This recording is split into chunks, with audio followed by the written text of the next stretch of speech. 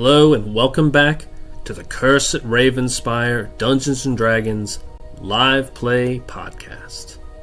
I am your Dungeon Master, Doug Kapoff, and joined with me are our players, Ethan, playing Rivers, the human fighter, Drew, playing Lysander, the elven bard warlock, Kevin, playing Casimir, the human sorcerer, Pat, playing Roderick, human barbarian. Finally, Darren, playing Calsulus, the tiefling rogue cleric.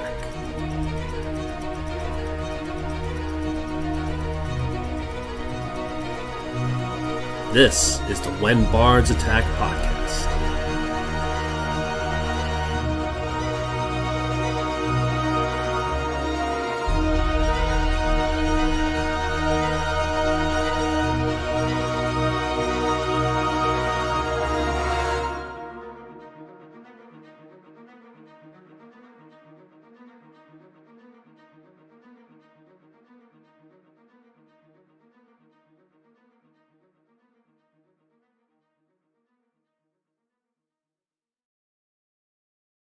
All right, welcome back to Dungeons and Dragons Curse at Ravenspire.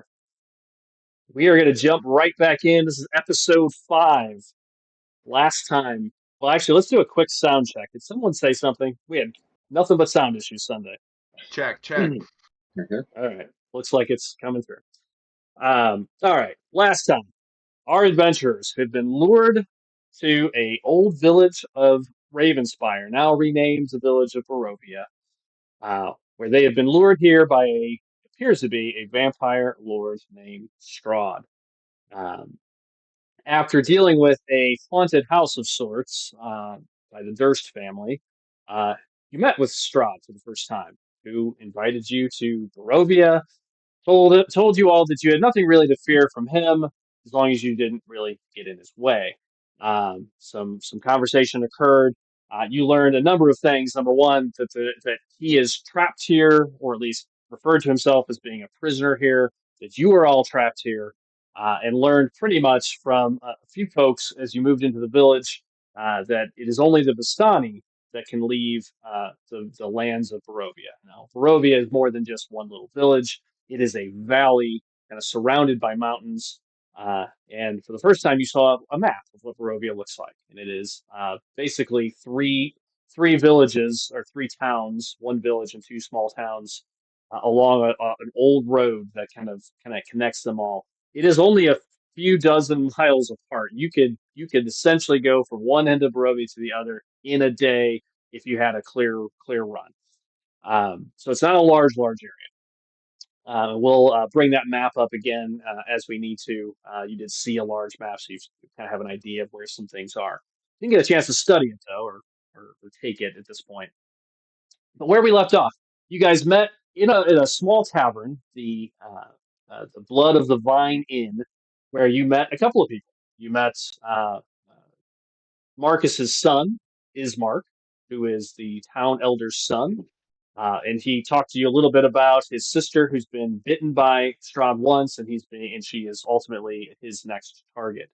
He has 3 wives, one of which is posted up in the old inn in Barovia currently, and has made it her own little house.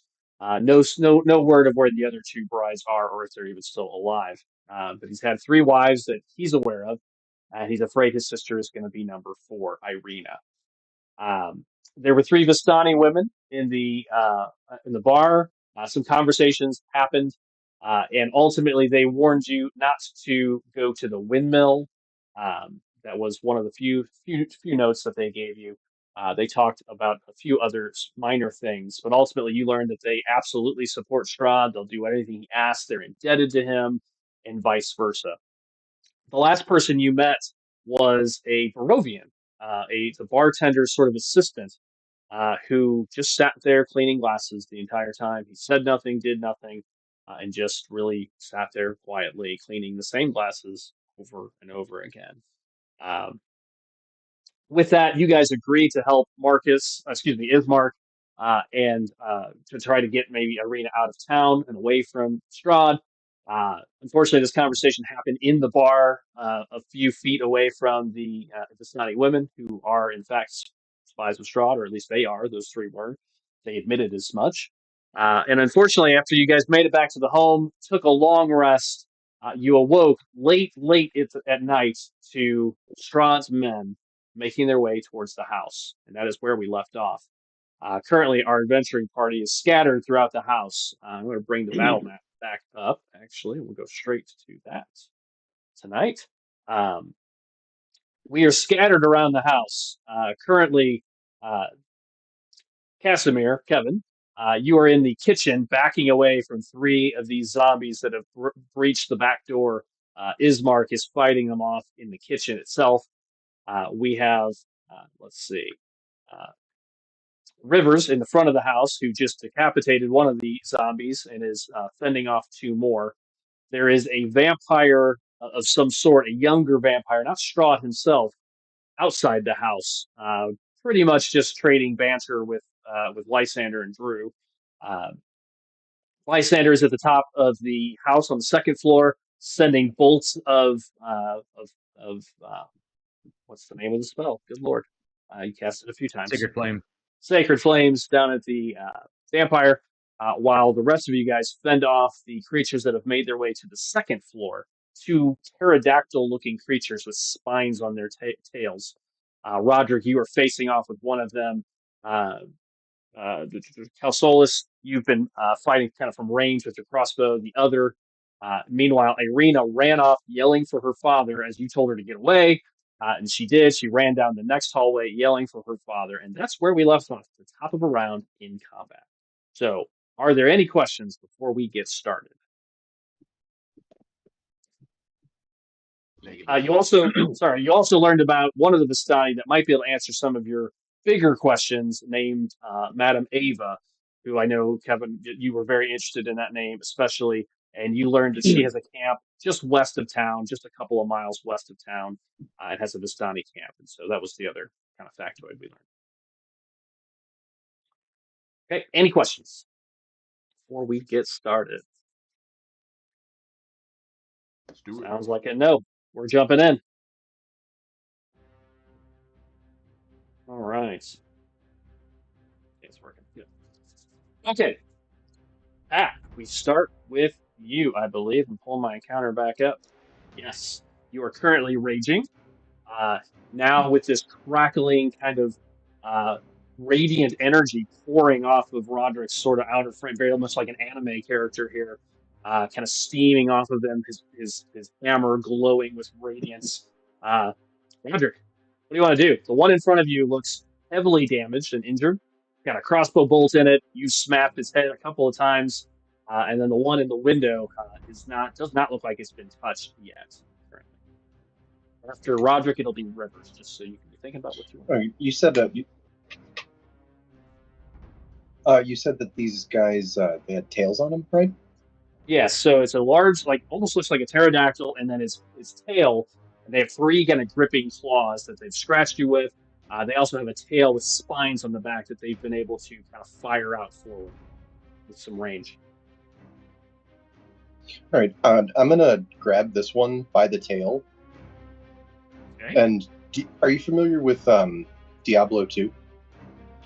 It's been a few years, Possibly. possibly decades. I think one of the silliest moves that they get is the whirlwind attack. But I want to grab that thing by the tail and move through it, and I want to do like a 360 spin and like club this thing with the other thing. All right, so you want to pick it up and use it to hit the other one. That's what I'm hearing? Yeah. Okay. I like the color, so what the heck? I know all about the grappling rules after Sunday night's game. This came up like 19 times. So, okay, you try to go grab this thing. I will say, if you're going to grab it by the tail, it has spines that do injure on the tail. There's a likelihood you're going to take a little bit of damage from this. It'll be at half because you're raging. But Can Does it look like I can easily snag it by the wings? Because that was kind of crossing in my mind as well. No, it's kind of moving around. You know what? I'd say it would be more difficult, but if you go for the tail, I'll give it to you.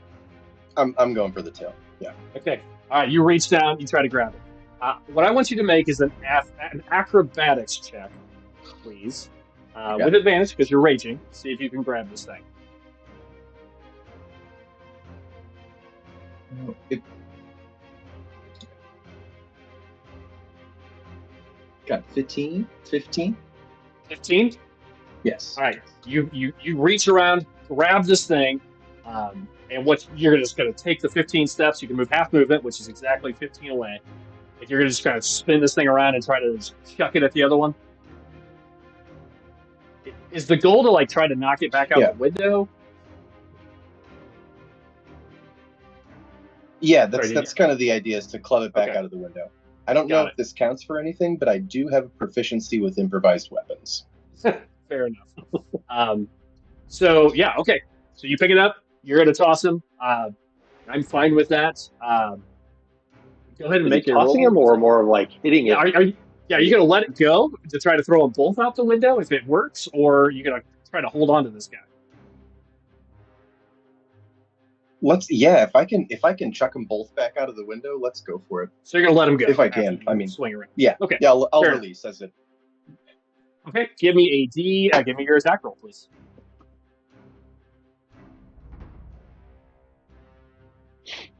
Like unarmed strike, or yeah, be an unarmed, sort of an unarmed strike, but same, it should be the same plus. So that's fine. Oh, okay. Oh, it's not great. It's a 13. 13 is a hit. So you swing around, it slams into both of them. What's your strength modifier? What's your plus?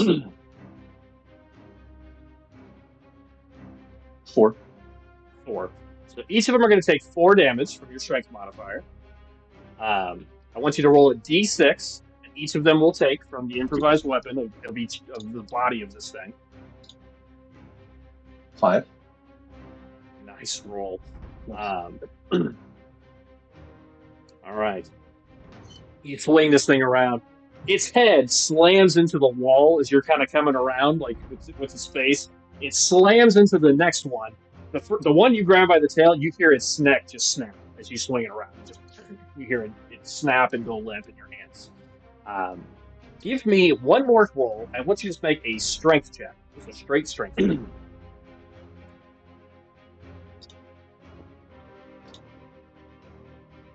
Ooh, that's a 10. Okay, so you hit them both. The damage is done. The other one grabs onto the window ledge. It just doesn't go out. The body just slams against it and drops on the ground. But it is still in the window. The other one, the first one, is dead. Anything else, Pat? I think that's it. That's going to be it. And you're going to take 4 half to 2 piercing damage from yourself. You're grabbing it from its spiny tail. All right, Rivers, over to you. It'll be Casimir shortly after. Can I make this maneuver without triggering an attack of opportunity? What's that? Oh wait, I can't move my guy. Can I move to the? Unpause. Go ahead. There we go. Can I move right there without northern guy hitting me? Unfortunately, no. If you do move there, you would take the attack of opportunity. Okay, I'm gonna do it anyways. Yeah, it will absolutely attempt. That's a 6. Yes. Tries to grab you. Away from me, foul beast. Okay. I'm gonna swing at it, and I'm gonna do a little superiority die and do a pushing attack. So here goes my attack roll.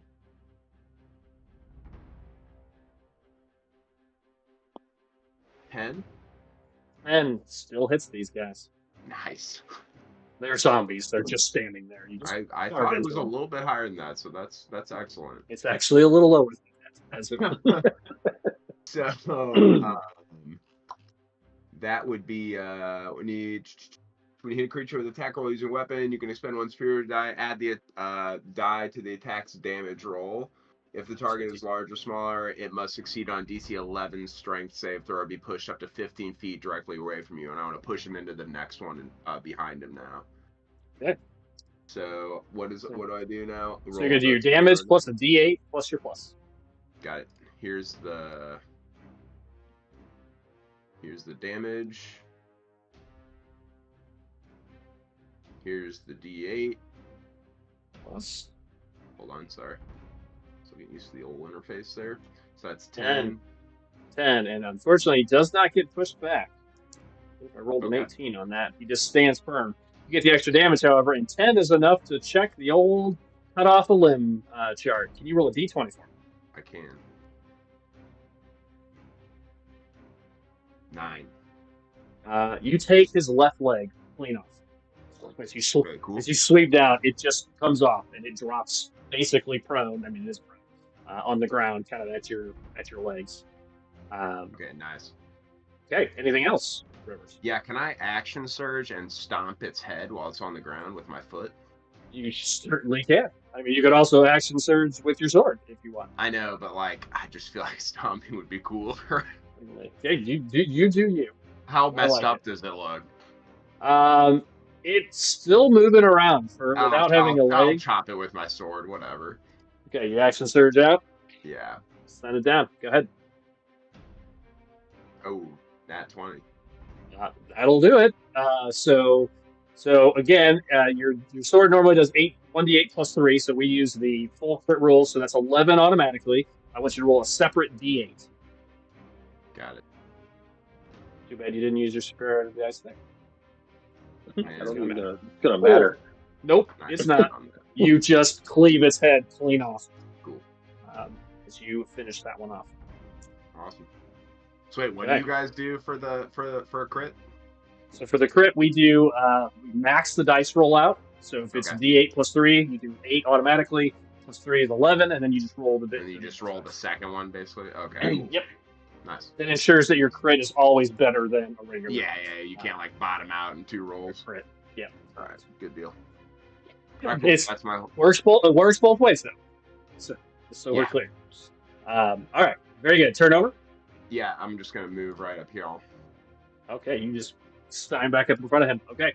The zombie actually goes next. So as you step into it, actually the creature's upstairs. I'm gonna finish with you though, since you're right there. It is going to attempt to bite you and grab you. Actually, he's going to attempt. Right. Hello.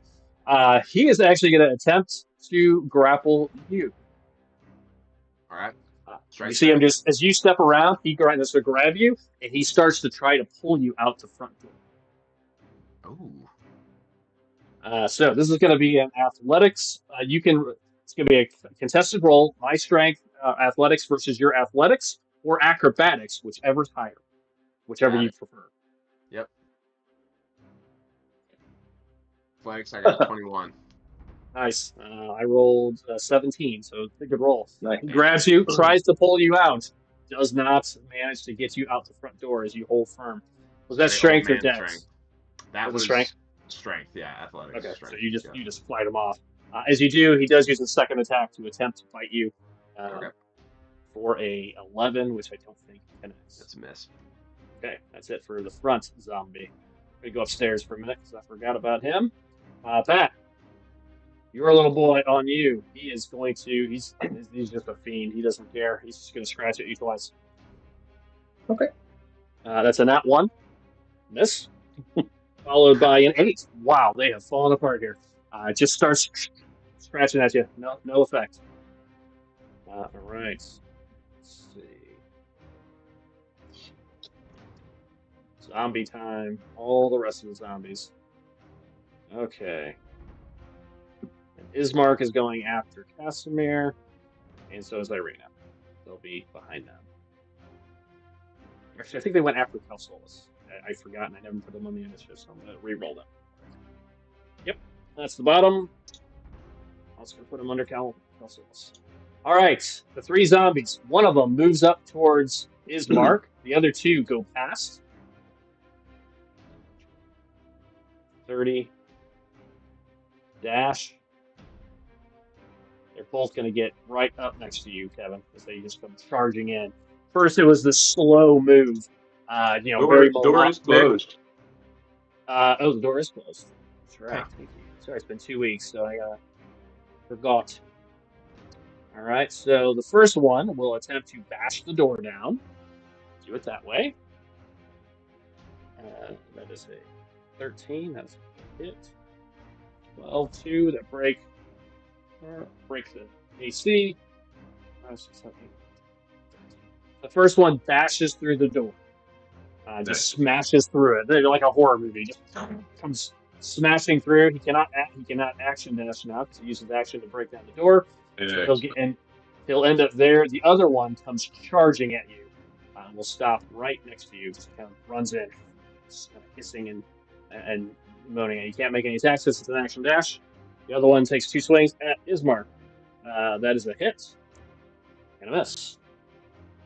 Ismark takes 8 points. Ismark, forgot to pull him up.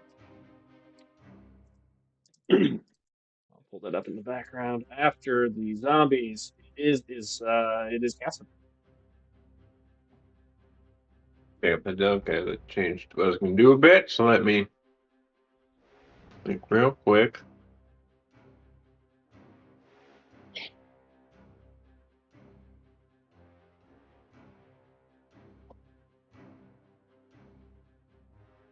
I'm going to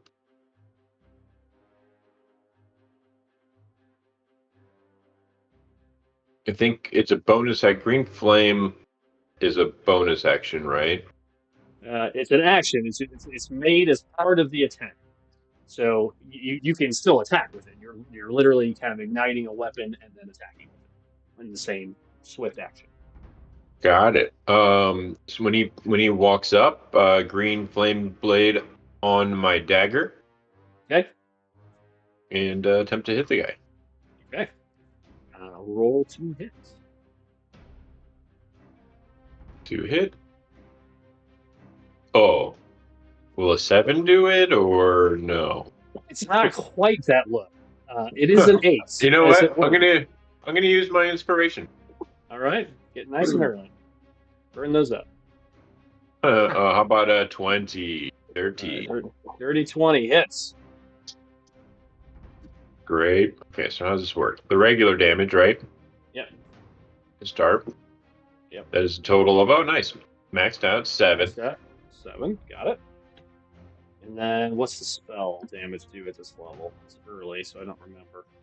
Later, it does a lot more. 5th level, right? I don't know. Let's see.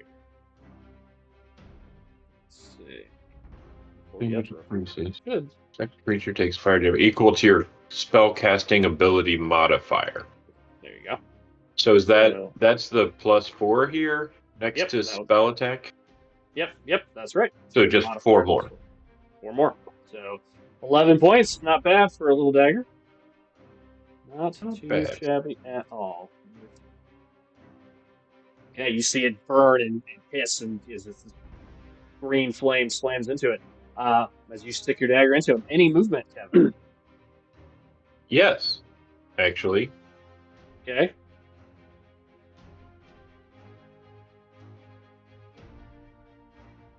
I am going to try to disengage. I mean, not as an action, but just walk away from him. Obviously, I can't disengage as an action. Go over here. That's a 7, 8, 9 to hit. I think that's a miss. Great, that's a miss. Okay, so it swings at you. Great. Okay. You just step against the wall. Yep. Okay. And texting you on the side.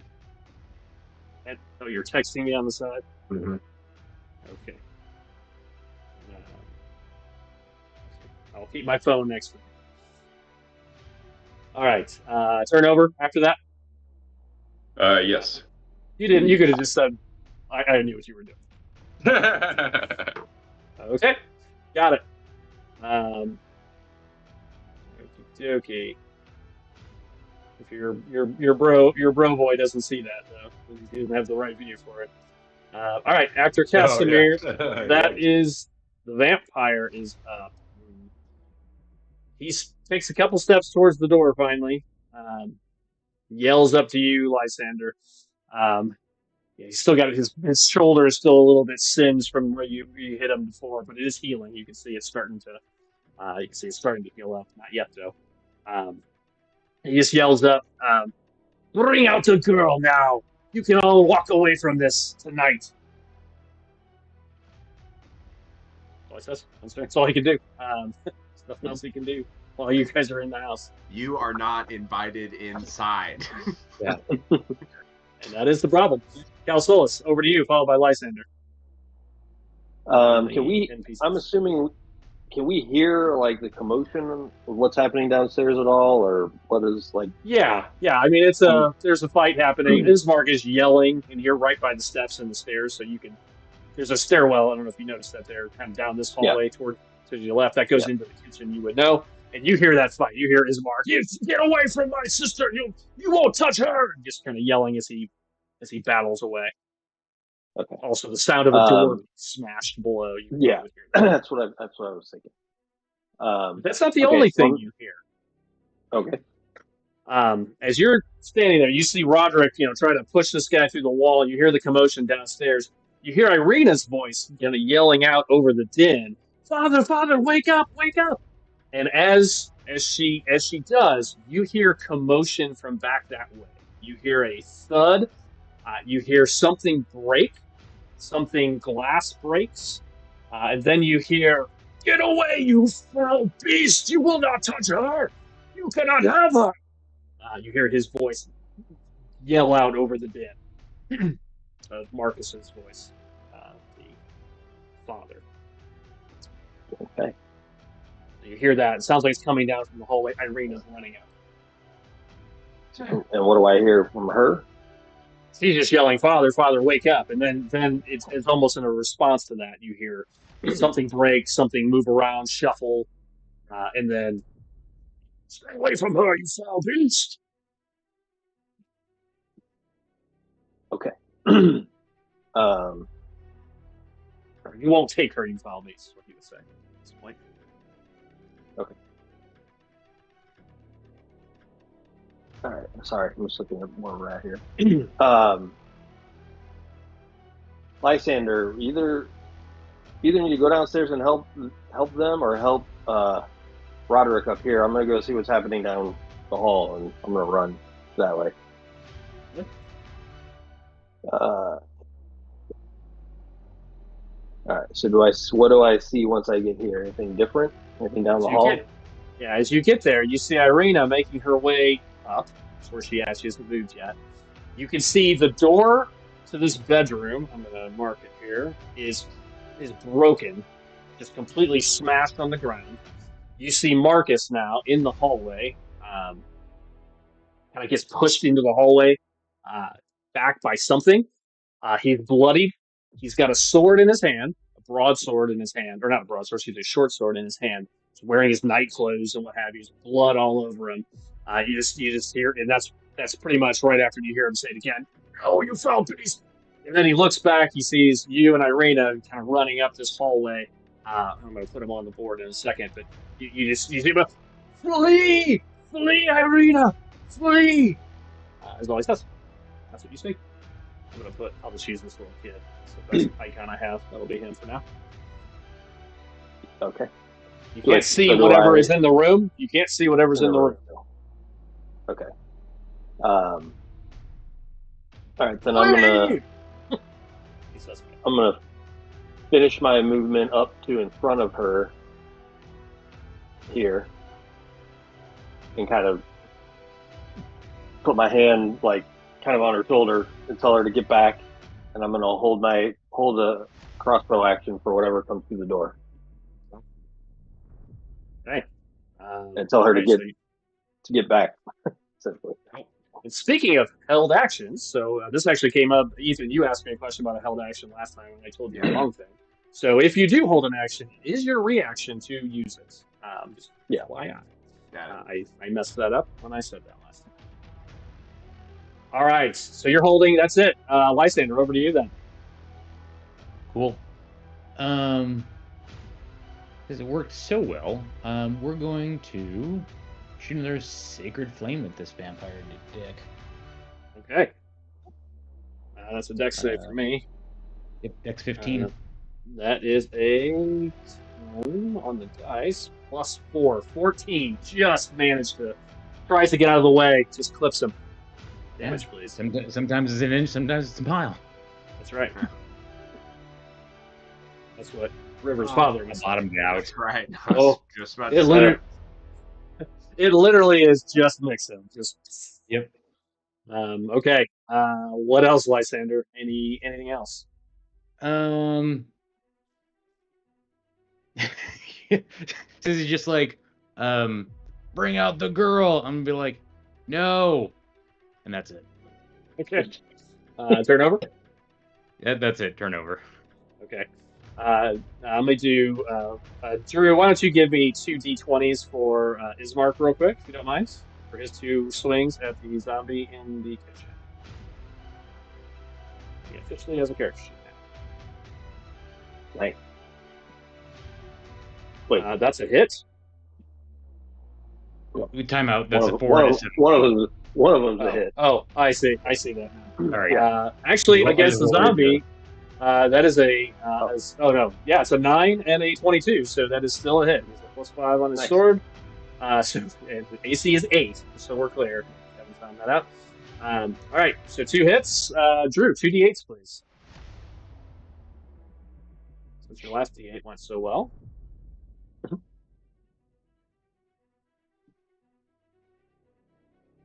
Much better.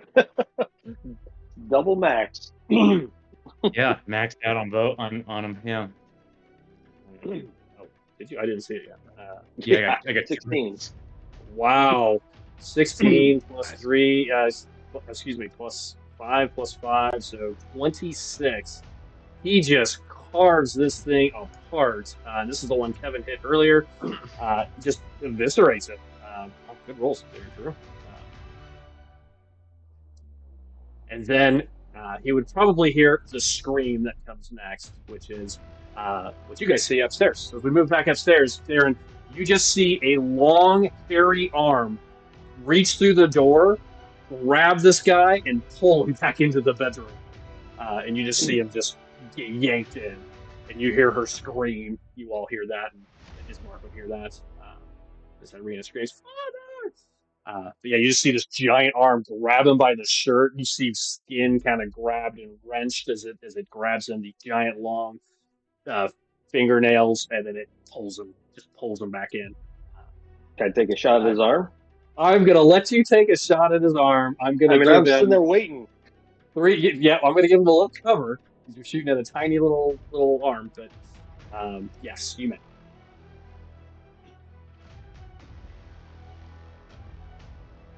Ah, 15. 15. As well as 17.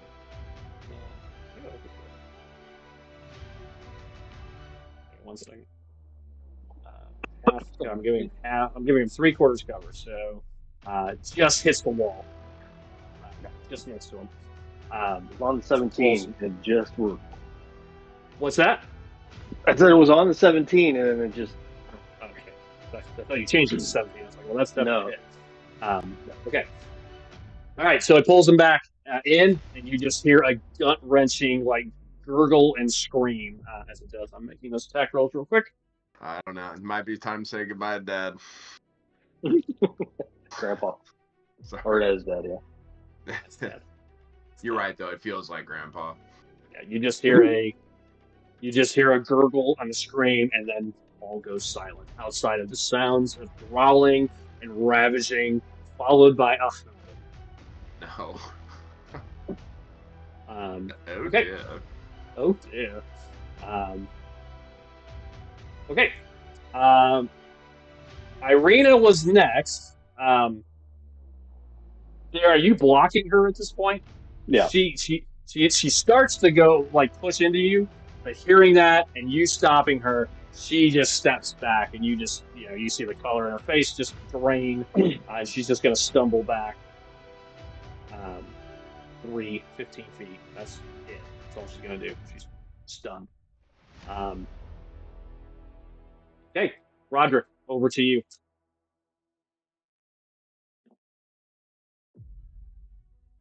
I am going to. Are these? Do they have like indoor or outdoor shutters? They're actually indoor shutters. They've been built to be more reinforced, so they kind of be like kind of locked and shuttered on the inside. They're Did gone. they? There are no shutters. I They was just going to burst say through these. they destroy. Okay.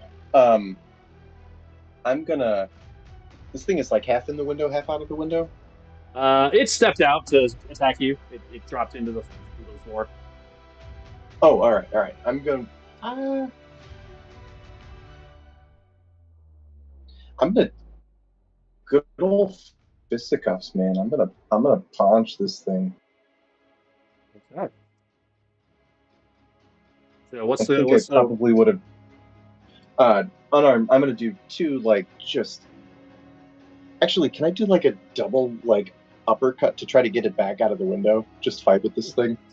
Yeah, that would be a shove, which I also have all those rules ready to go after Sunday, as I saw more people shoved, grappled, and attempted to be tripped in more times in one night than I have in 2 years of play. Yeah, we were real handsy on Sunday. Yeah, it was very handsy. All right, so yes, it'd be a shove. If you want to try to shove him out the window, now I'm going to remind you he has wings. So you are on a second floor, but he does have wings.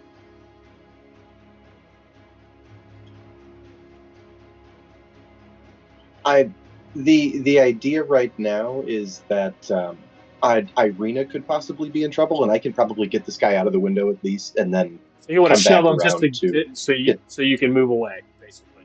To disengage, yeah. Yeah, absolutely. Okay, yeah. So shove move. Go ahead and make an athletics check, just like a grapple. Let's go. 25. Yeah, 25 will do it. Yeah, you just push this thing out the window, send it flying, and you see it sort of tumble. It drops probably 7 or 8 feet, and you hear its swooping wings out the door. But yeah, you're free of any attack opportunity. All right, yell as it's tumbling out of the window, like shout at it, give it a good and then come back down the hall. Okay. All right, go ahead and make any movement you want to make. That was an action, so you can only move regular movement. But I think that'll end your turn, I assume. Rivers, over to you. I'm swinging. Hey, Doug, real quick. Shouldn't it still take damage, though, if it's all out the window? It never even hits the ground. Why? It says wings. Wings wouldn't mean it would automatically. Like, if you're shoved out a window backwards, you're not going to just, I don't know. I feel like if I'm standing in a window like this and I get shoved out backwards, like to be able to catch yourself in that short of a distance, I don't know. Okay, you've convinced me. I'll give it a dex save. I'll give it a dex. DM, dude. I'm okay with that. I'll take it. Yeah. We'll dex save him and see if he's quick enough. That's a 17. He does not hit the ground. It's a good point. Right, you made your movements. Rivers, over to you. I'll swang at this zombie. Okay. It's still trying to grab you. 10. 10 hits. Very solid hit. Very solid.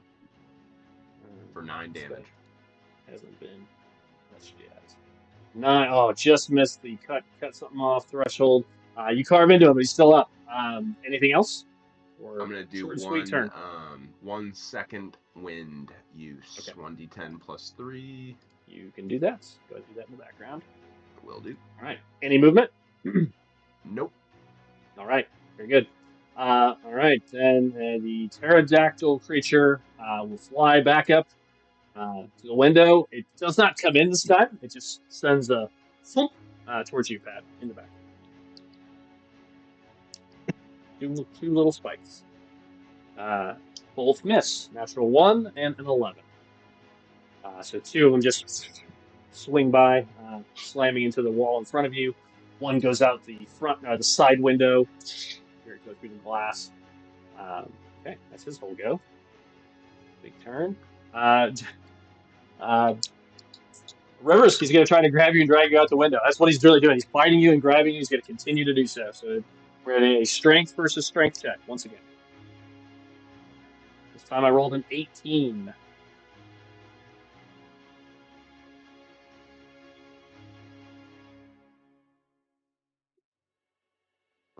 Ethan might have stepped away. Oh, he might have. Okay, well, I'll come back to that. I'll keep moving for the moment. All right. Casimir. No, wait, it's all the other zombies. Okay. So, Kevin, are you sort of like crouching? I mean, you're a tall person. Ceiling and the ceiling to floor radius is only so big. Yeah. Are you crouching? Yes, To, like, correct. stay out of range? Well, Is that the goal? Okay. Yep. Then they're gonna spend their round trying to swing at you, and they can't. They're just Yes. that's what they're gonna do. They're not smart. Okay. All right. And it is your go. After that. Great. Now, if I ice knife, it says the target hit or miss, the shards explode, the target and each creature within 5 feet. Are they considered within 5 feet of one another? Yeah, they're right next to each other. If I hit one of If them, you hit one, okay, it'll hit them both. Yep. Okay, great. Ice knife at the one on, I don't know, the left. Okay.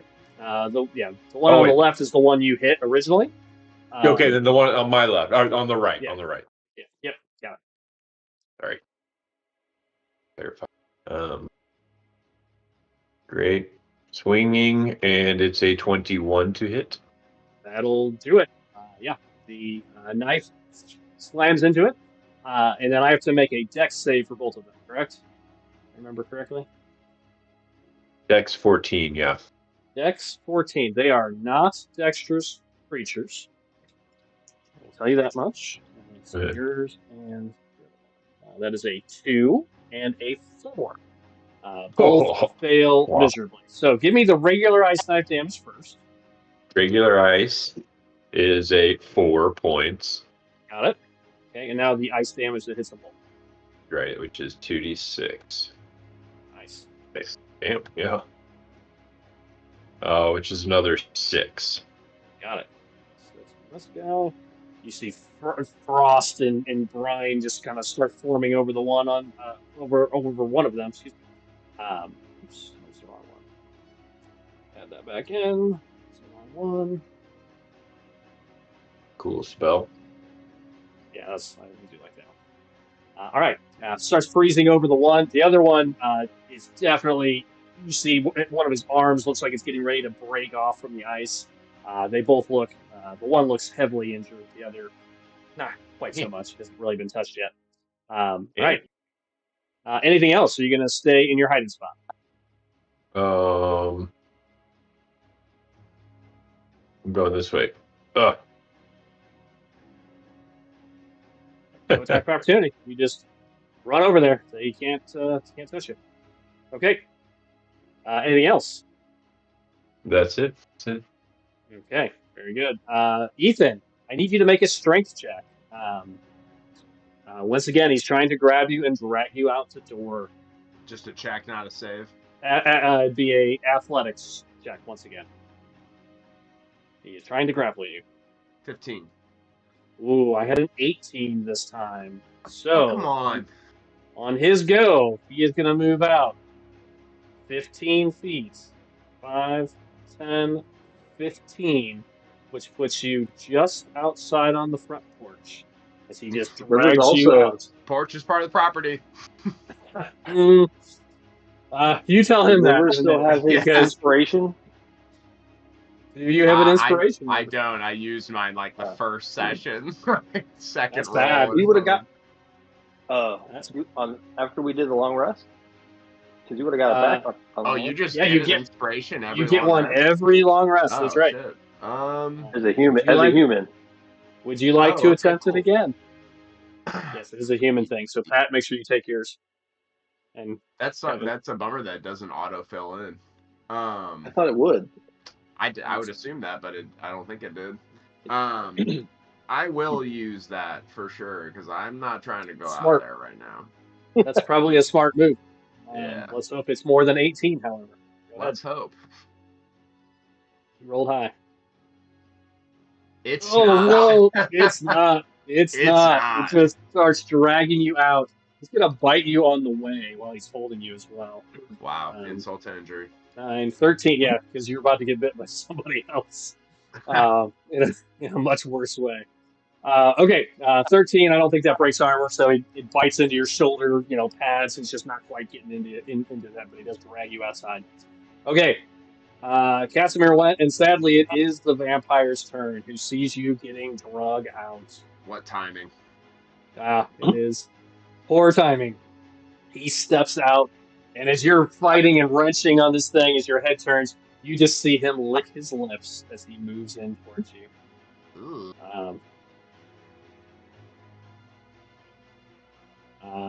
He just walks up in front of you, Lysander.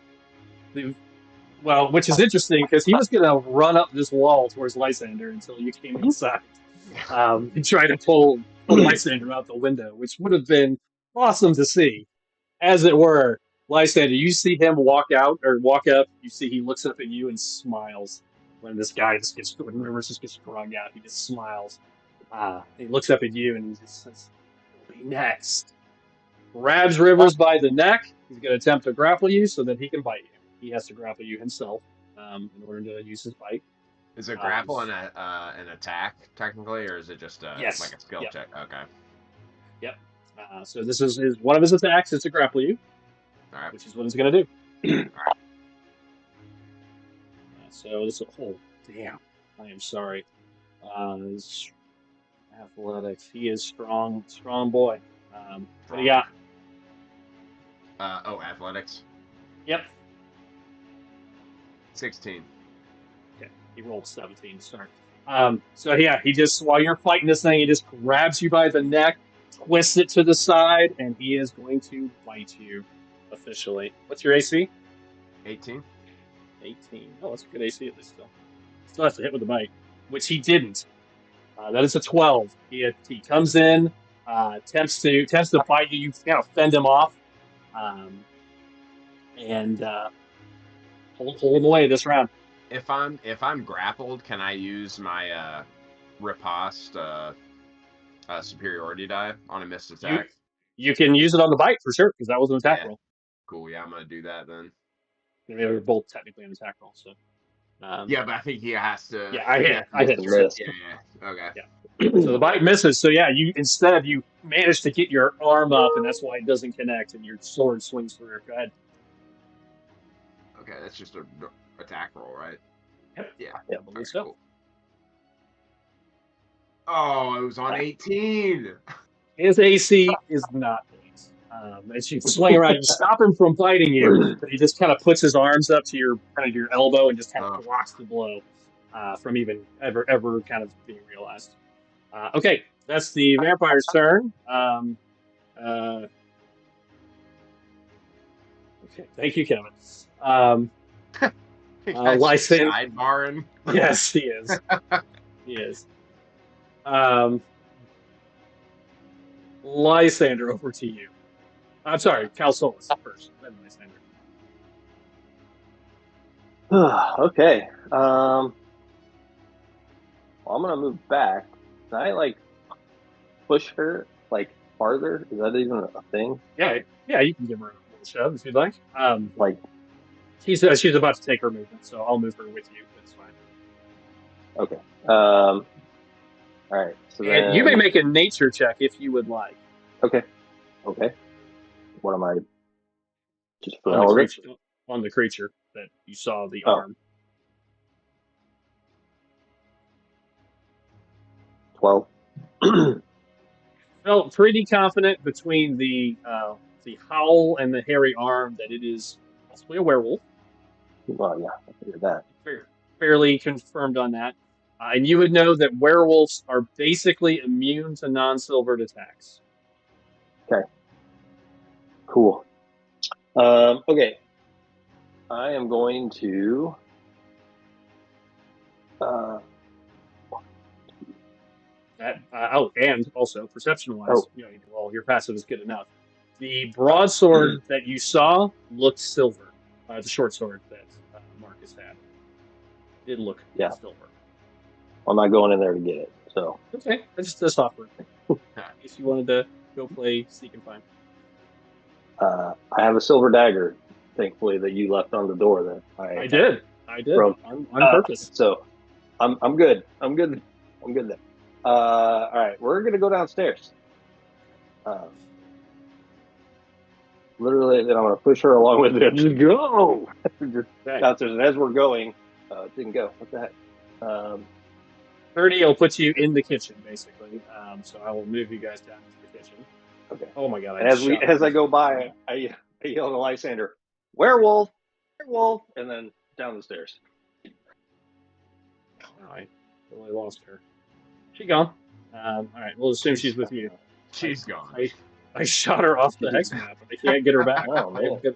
Like she won't come back. No, well, don't do that to me. I know. I almost did it to you too. The screen just like went nuts. I can put her back in. Let's make another one. Arena. Well, actually, I guess we would see her brother at that point, huh? All right, so you're on the steps in the kitchen. You see Ismark in the kitchen. You see the door is crushed to the dining room, and you can hear and see two zombies that are kind of moving back this way as you see Casimir backing up against the back wall. Just for a second, you see that. You see a back door to the house, which is also open and crushed. And if you recall, just as a reminder, there is a barn with horses in the back of the house. You guys had seen that when you guys got here. When you were looking at the back. Where the hell are we gonna go?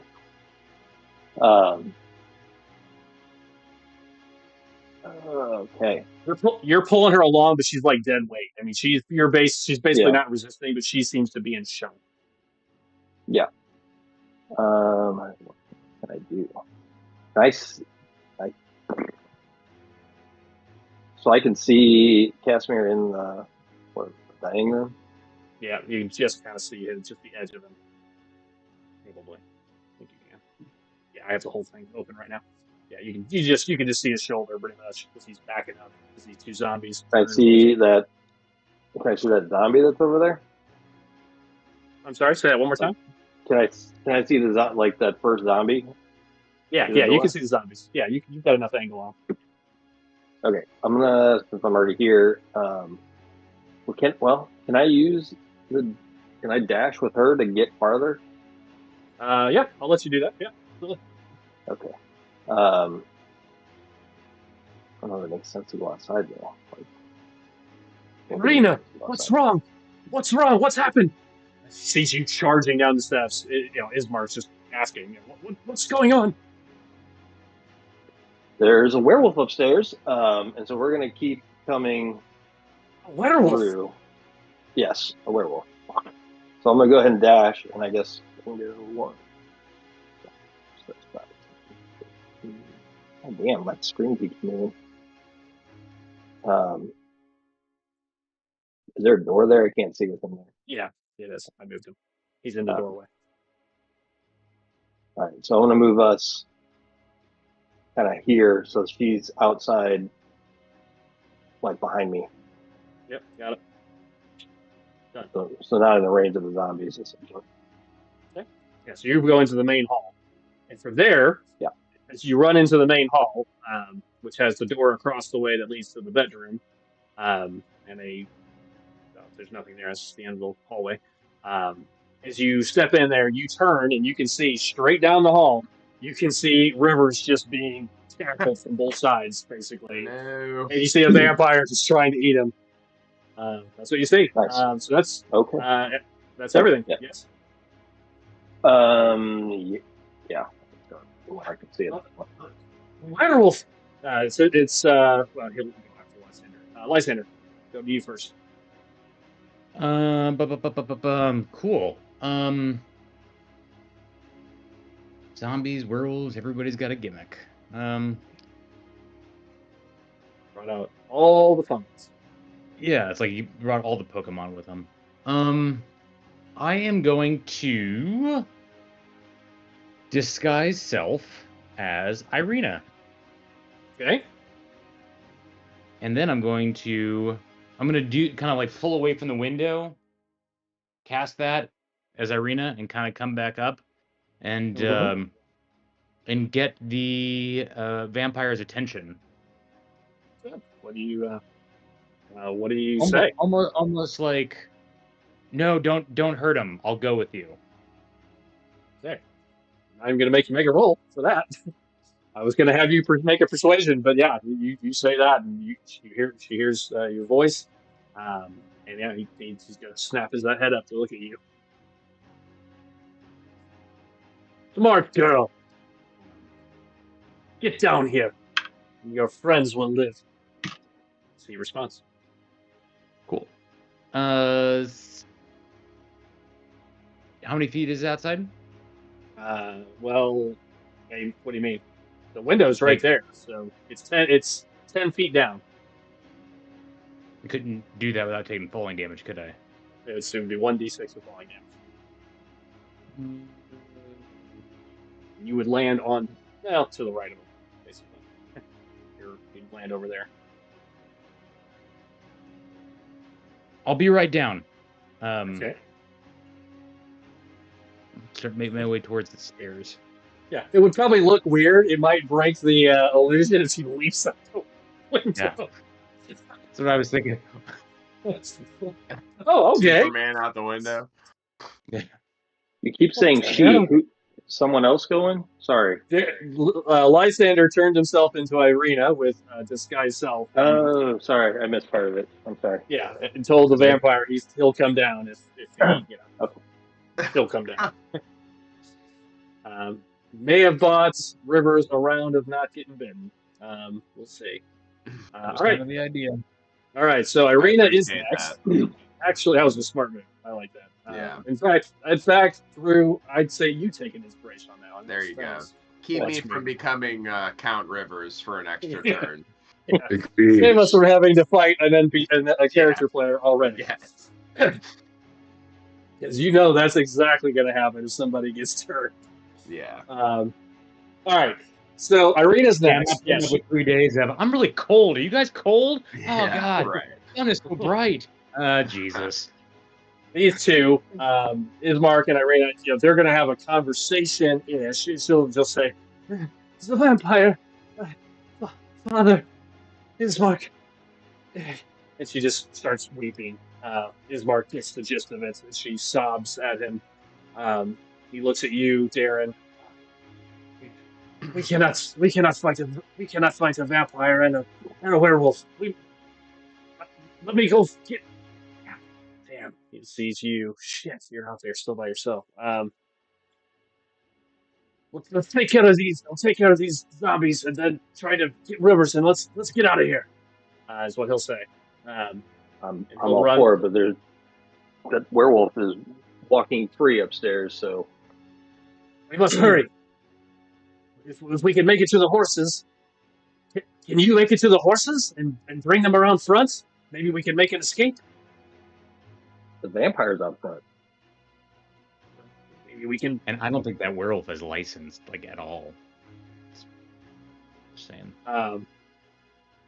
If we can get on horse, we can outrun the vampire. What he says. Okay. He's gonna run towards Casimir, his buddy here, who agreed to help. 5, 10, 15, 20, 25, 30. Runs through the hallway into this room and just takes a swinging charge at this guy, this first zombie. Well, let's see. Pat, give me 2d20s. These are both +5.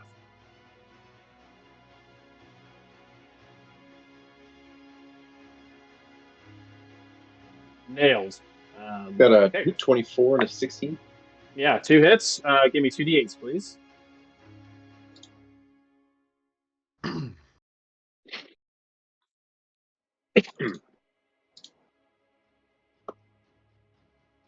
7 plus 5 10, and 2. 17 points. All right. He absolutely scrambles one, enough to cut something off, and you can roll one more d20, Pat. See what he takes off. Okay. 11. Takes off one of his arms, his left arm. Cuts it off. All right. That is everybody's go, except for the werewolf, who is going to spend the round eating. One round eating. Probably not housebroken, pissing all over the room. Roderick, over to you. Seeing the furniture, the Oh, people who sit on the man. furniture. Marking his territory. Did I hear them saying that it was a werewolf? Yeah, I yelled it. Yeah, he yelled it. Yeah, he absolutely yelled it. Okay. And then you heard them run away. Yeah. Followed by tuk, tuk, tuk, tuk. You also heard Lysander say, "I'm on my way down" to the other vampire. And you've heard Well, all that. technically, It's he all heard within 15 feet. Irina Heard say Irina. that, but Yeah. Okay. it's really weird. That's Irina be like, "Yo, I'll be right down." that's why I said in the chat. I was like, was it Lysander's lady voice? I'll be right there. I'm actually gonna follow the voice, but I'm gonna follow Lysander's voice, I guess, by the window. Okay. So 5, 10, 15. Okay. So that's your regular movement. Do you want an action dash? yeah. What entails the action dash again? So it's just your movement again. Yep. Oh. Move anywhere you'd like. So- So from there, Third. as you run past that window, you would see that Rivers has been grabbed on both sides. He's being grabbed from behind and grabbed from the front by the vampire and the zombie this round. So you do see that. Okay. Anything else, Pat? Okay. Actually, no. Rivers, and your rage did just end, unfortunately, because you did not take or give any damage. Rivers, grappled and grappled. Double grappled. Double grappled. Bad news. Double grapple. So what can I do? Attack with disadvantage or? No, you're No. just while you're grappled. I think you're just speed is 0, I believe. Double check. I I'm can 99% still, sure. full attack. Yeah. You can take an action to break the grapples. You'd have 2 of them to break, but yeah, it's just 0. You can just attack. I would have 2 grapples to break. Yeah, I mean, I'll roll against both. You'll just roll once. It'll be one action. See if you can burst your way out, Superman's, superhero style, or you can attack. No disadvantage. I'm gonna try to just while I'm grappled, sword close to my body, just stab it straight at the zombie. Zombie? Okay. And attack Stick it behind you and. Yep, exactly. Close quarters situation. Love it. Go for it. 22. That'll do it. Damn it. 6 damage. 6. Fortunately, it's still up. Just barely. It's gurgling at you as it tries to bite you on the right, while the vampire tries to bite you on the left of your neck and shoulder. Sadly, I think that's it. Anything else? I'll second wind and swing again. Second wind is just hit points. Oh, sorry. You're right. That's action surge. I'll get one of those. Nope, that's it. Okay. Short and sweet. Did some damage, but not enough to free yourself. Everything's fine out here. Yeah, it's fine.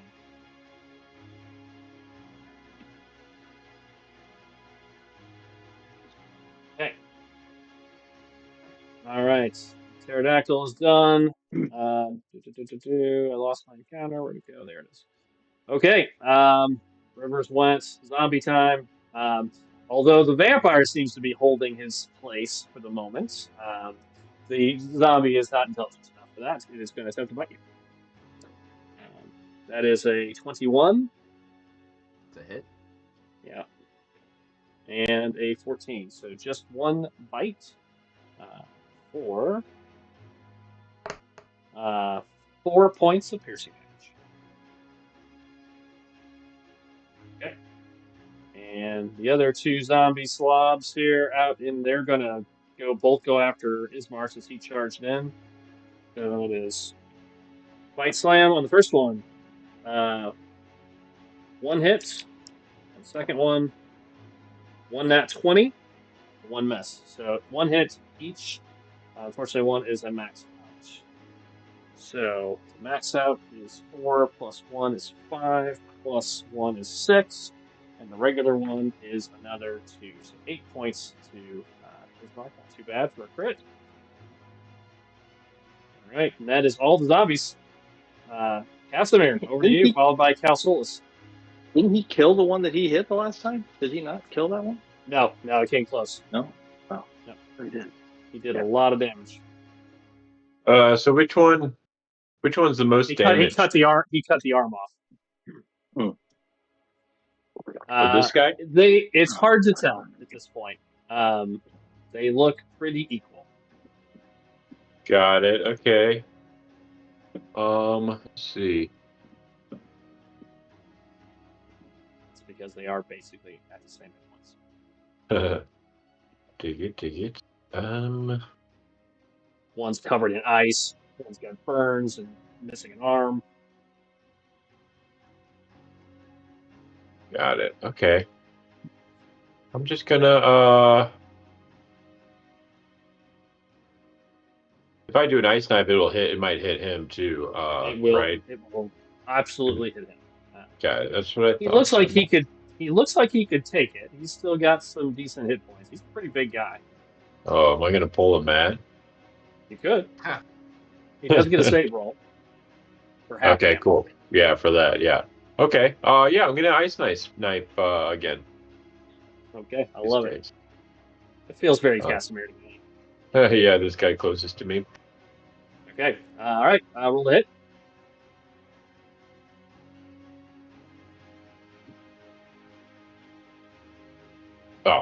Well, how about a 14? Still an 8. So yeah, that's a hit. Nice. Give me the ice knife damage first.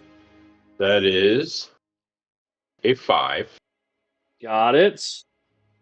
And then give me the cold damage. They both failed. And he's safe. And that's 8.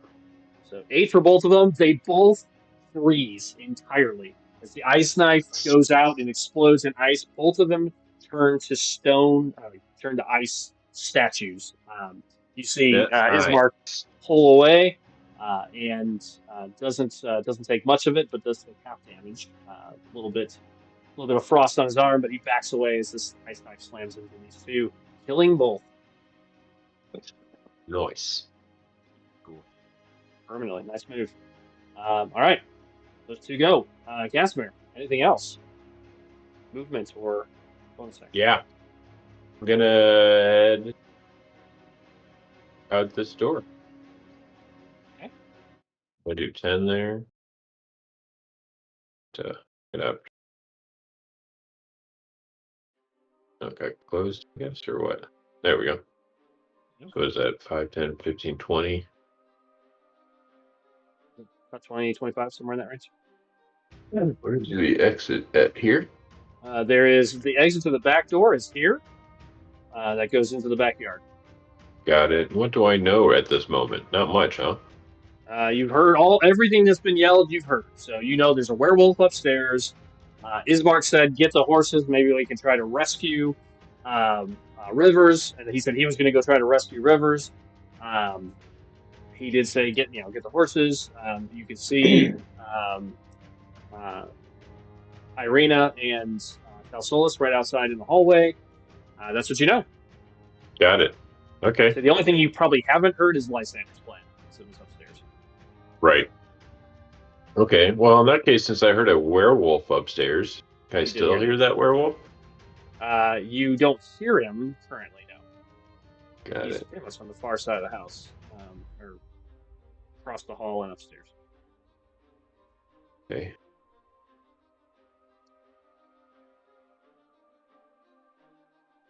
Yeah, I'm gonna go out and join these two, and then just like. Okay. Yeah. The hall. You see Get out of the hallway. You see the battle.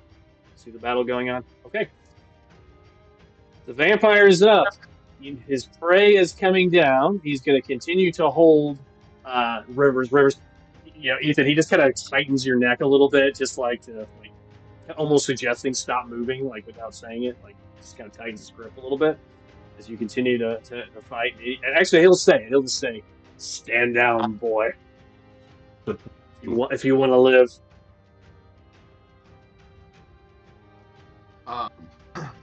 If I have enough time while I'm choking, I want to say, everyone's a fisherman when the river's full of trout, like we always used to say.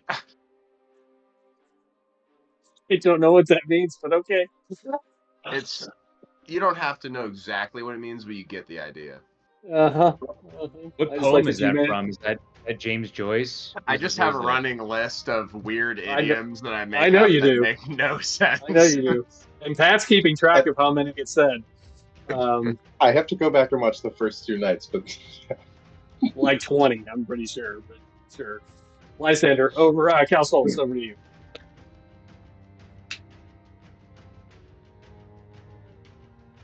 Man, okay. I ask her, do you think you can make it to the church? I guess my question, looking at her, is she in any shape to ride? Like looking at her. If she snaps out of it, I need to slap her? Like what are you telling me? she could ride.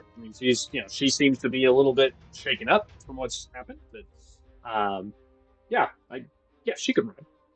She'll ride. She'll ride. Can you make it to the church? I asked her. To the church? I could try. Yes. Well, it was not far, right? I remember, we were talking about. It's at the far side. It's at the far side of town. They're at the edge of town. On the map, I can bring the map up. I'm trying to remember. I remember we talked about we were going to go to the church. That was the plan, was to go to the church in the morning. It's still middle of the night. It's looks like the sun hasn't come up. That was one of your plans at one point. Let me find, there it is, the Village of Barovia map. I'll activate that for just a second. I don't know if you guys can see it though. Can you see it? I can see a little thing moving around. Okay, there it goes. should be visible now. Yeah. Okay, so you guys are here. Where I'm highlighting. The church is up there. The church is, it's literally at the farthest point from where you're at currently. Almost. Yeah. All right. But it is kind of a straight shot. It is a straight shot. The horses would be back here, kind of back this way. You see the outhouse. So you'd have to bring them around front and then go up the street. And this is the road out of town, to the west, towards Madame Eva, towards Valaki, towards pretty much the rest of Barovia. I mean, there's no reason she can't just ride up behind, right? Like behind these houses. Go out this way? Like diagonal? Well, yeah, going diagonal, like just straight out and then up. Yeah. Like there's no, like their horse, right? It should off road. Yeah. Yes, of course. I don't know if it's got the right shoes for that. Yeah, she doesn't have the right shoes, but yes, she's not wearing shoes. She doesn't. The horses do, though. All right. Sure. So I asked her, do you think you can make it to the church? I can certainly try. I can certainly try. Let me switch back over to the house. This is marked. Hear that? Oops, wrong house. That was the old house. That was the death house. The death house. Barovia Mansion. Sorry, there we are. Yes, I can certainly try.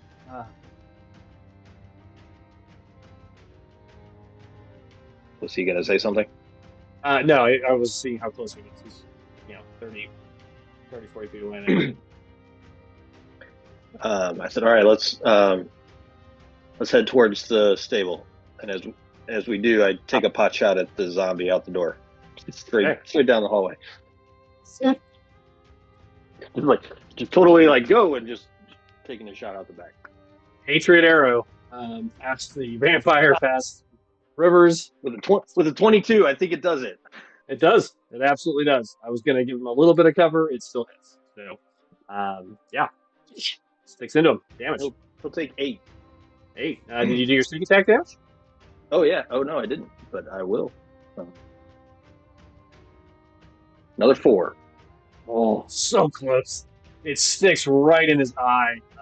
It looked like it was going to fall over, but just grabs Rivers and holds on just a little bit longer. He left it with 2 hit points. Nice. It's a close shot. It's close to thread there.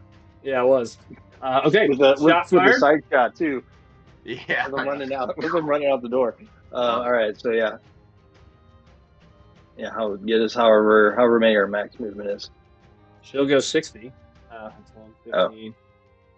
You can't keep up. So you took your action, but you can basically get to the door. So here? Oh, damn, why did it do that? I got you. Oh, damn. Right. We both did it. You can do it. Yes. Okay. You're basically in the doorway. Okay. As you see her go running out into the darkness. Okay. Lysander. Cool. Can you put me by the front door? Yep. So it's 10 feet down the steps. So 5, 10. 15, 20, 25, 30 puts you right in the doorway. Do you go out or stay in? So we're clear. You can be one step in or one step out. I'll be one step out. One step out. You step out inside. Okay. You come out. Still dressed, still as Irina. Yeah. Walk up to this vampire person. Yeah. And as I kind of get close and presumably they're gonna kind of drop and kind of come towards me, moving away from Rivers. Presumably. Yes. Presumably, is that what they're doing? They haven't yet. It's not their turn, so presumably. Okay. You can Apparently, he's just trying to choke him out. Yes, I will hold. Wait for them to approach me, then drop disguise self. Mm-hmm. Tell them it's not going to work out. I'm more of a morning person, and then cast Sacred Flame right in their face. Okay, love it. All right, so you're gonna hold. I mean, you could just cast Sacred Flame, but if you want to hold, that's less cool. I want to do the cool thing, Doug. Okay, fair enough. Let me do the cool thing. Fair. Okay. All right. So that's the end of the round, except for Ismark, who doesn't know the plan. 5, 10, 15. Casimir knows the plan. You heard. Casimir did, yeah. 30. He's going to charge out. He sees Irina walk out.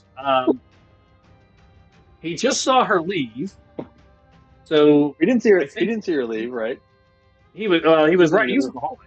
He was right in the. He could see. I couldn't hear unless you were yelling. Okay. So he saw her run out. He's going to be very confused. He's a smart-ish guy. I think he's going to be stunned, actually, in just this round. He just kind of skids to a stop, looking both ways, not sure what's happening. Drew, is there a roll to see through this image? I believe there is. Let's take a look.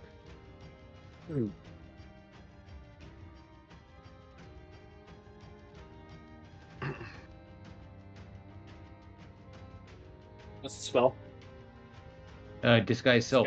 You make yourself, including your clothing, armor, weapons, and belongings, into the person. You look different until the spell ends. You can seem 1 foot shorter, taller, blah, blah, blah, blah. It's an investigation check. Yeah, to discern your disguise, the creature must take a studied action to inspect your appearance. Successful intelligent investigation check against your DC spell set. So that'll be his action as he tries to figure out what happened. So that makes sense. The vampire's not taking that turn to do that. So, but he will see if Ismark knows. Otherwise, he will. DC 15. Probably won't matter. He doesn't understand what's happening. He just sees Irina. Okay, Well, went to a public school in some podunk farm town, so you know. that's true. Werewolf. It's going to make some movements, I think. I never did put the werewolf in. There we are.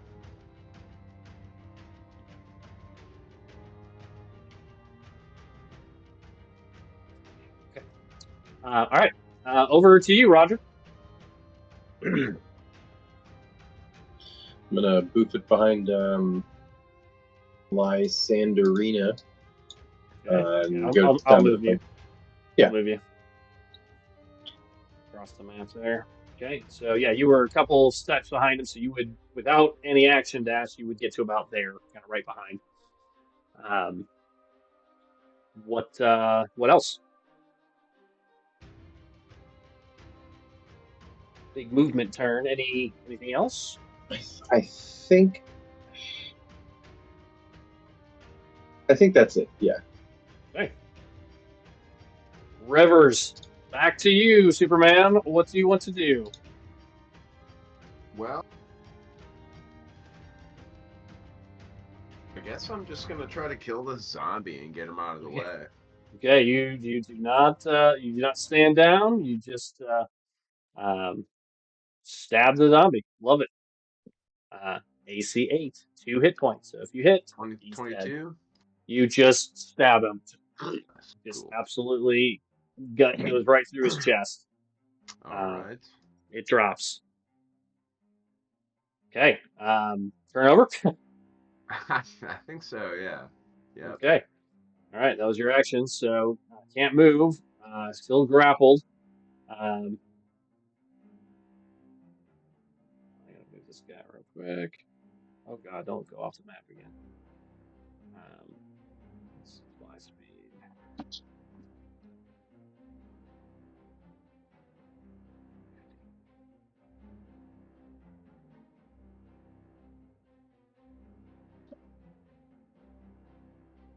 Okay.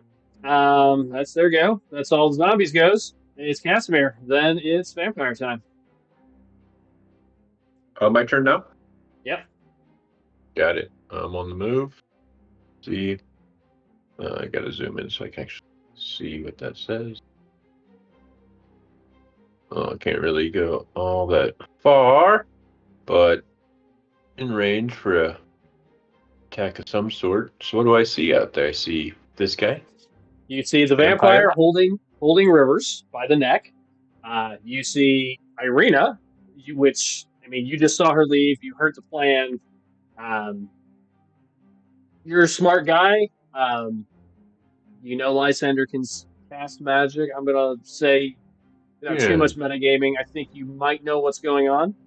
Right, but either way, I'm not gonna be attacking whoever it is or looks like Irina. Yeah. So You see Irina standing there saying, "I'm going to go with you," kind of moving towards the vampire. That's what you see. What do I?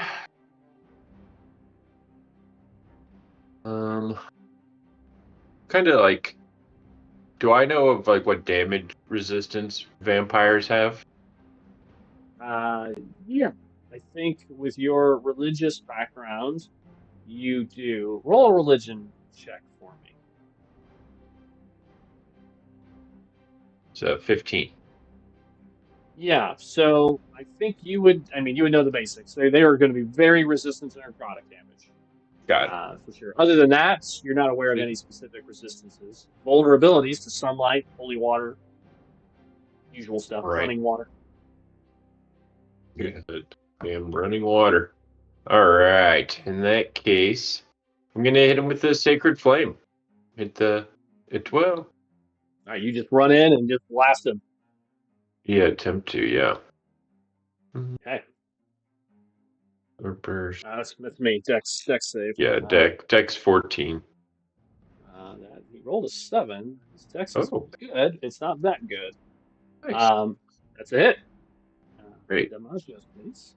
A little radiant damage for 2 points. Oh yeah. Got him good. Yeah, you see him singe back from that. Yeah, it does more than the 2. I will say that. So it Yeah. hits him. Looks like it does more. 4. Um, okay. That's done. So he recoils back. Turn over, Kevin. Turn over. He recoils back from that as he's about to step towards Irina. Sees Irina there. Yeah, he's going to grab you, Drew. So your action goes off, and he takes another Sacred Flame in the face. That's a hit. Nice. I took it at disadvantage because, he was not expecting anything from Irina. Yeah, say the cool thing and then hit 4 points of damage. Yeah, okay. Nice. So you burn. His face is burned badly this time. His shoulders are injured. I'll tell you guys, it's. I don't know. I grabbed this from a different book, the vampires from a newer book. Instead of doubling it, they take an extra 10. So those did quite a bit. Damn. So you just see it's just singeing and boiling as you turn back. He lets you go. Ethan just kind of shoves you away, and Drew, he grabs you instead and attempts to bite you. So he's going to attempt to grapple you first. My strength? Yep. I rolled terrible. Is it acrobatics or just straight? It's either one. You can do acrobatics or athletics, whichever's higher. I'm going to do acrobatics because my dex is pretty good. Not that good. Got a 9. Okay. I also got a 9. I don't know where the tie goes for grapple. That's one rule that didn't come up on Sunday. You want to roll again? No, I want to see what the official rule is real fast. Okay. Remains as it was before the check. If someone was already grappled in there, still grappled. If someone wasn't pushed prone in there, okay, I have to beat it according to this. So, yeah, doesn't quite. You just sneak. You just kind of slide underneath it as he attempts to grab you. As you get away, he just takes it as you duck underneath him. He has with his other hand. He just tries to backswing. Just a quick back attack. Backhand across your head. That is a 16 to hit. What's your AC? That does hit that. I got a 15. So just manages to get it. Fucking white for 9 points of bludgeoning damage. And you feel he is strong. Like it almost sends you sprawling backwards as he backhands you. Cool. Okay. That's his go. Cal Solis, back over to you. How far is Lysander. the barn from where we are? It is 100 feet back. So she is. So it'll take basically two dash runs to get there. Okay. A little less. Yeah. I'll go ahead and dash run along behind her. You both dash halfway across. You cut. Turns are moving fast now. Lysander, over to you as you get backed across the nose. Oh, tell him again it's the wrong house, and then hit him again for Sacred Flame. Okay, you're gonna blast him. Blast him. That time he ducks underneath it as you send it. Anything else, Lysander? There is they arrived here in a chariot, right, or some sort of cart. There's a cart. Yeah, it's a far end. Yep. Okay, cool. Yeah. It looks like the cart Strahd was riding in when you met him on the road. That's right. Yeah. Presumably he's not in there. Let's hope not. Let's hope not. He shows up a lot in this campaign. That's all I'm going to say. Yell, head for the cart. Okay, you yell that. Anything else?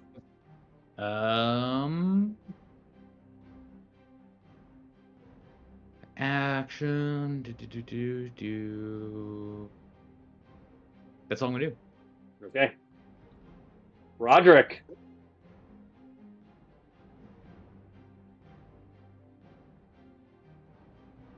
Stay in a nice safe house, or what you doing? Nobody's grappled. Everybody can move.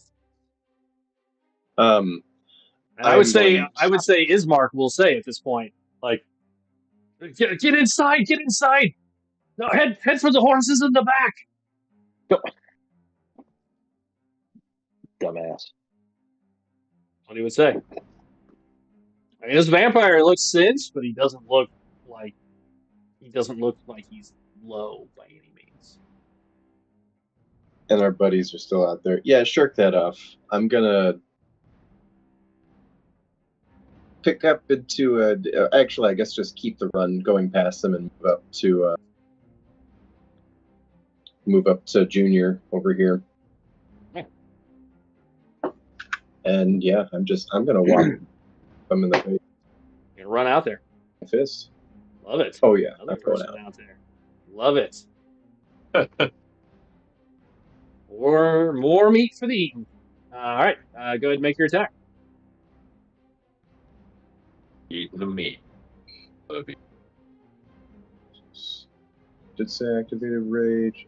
Oh, I'm gonna also do the reckless attack. Okay. Fire it up. Okay. Sorry. Oh, is that nat 20. Nice. Oh.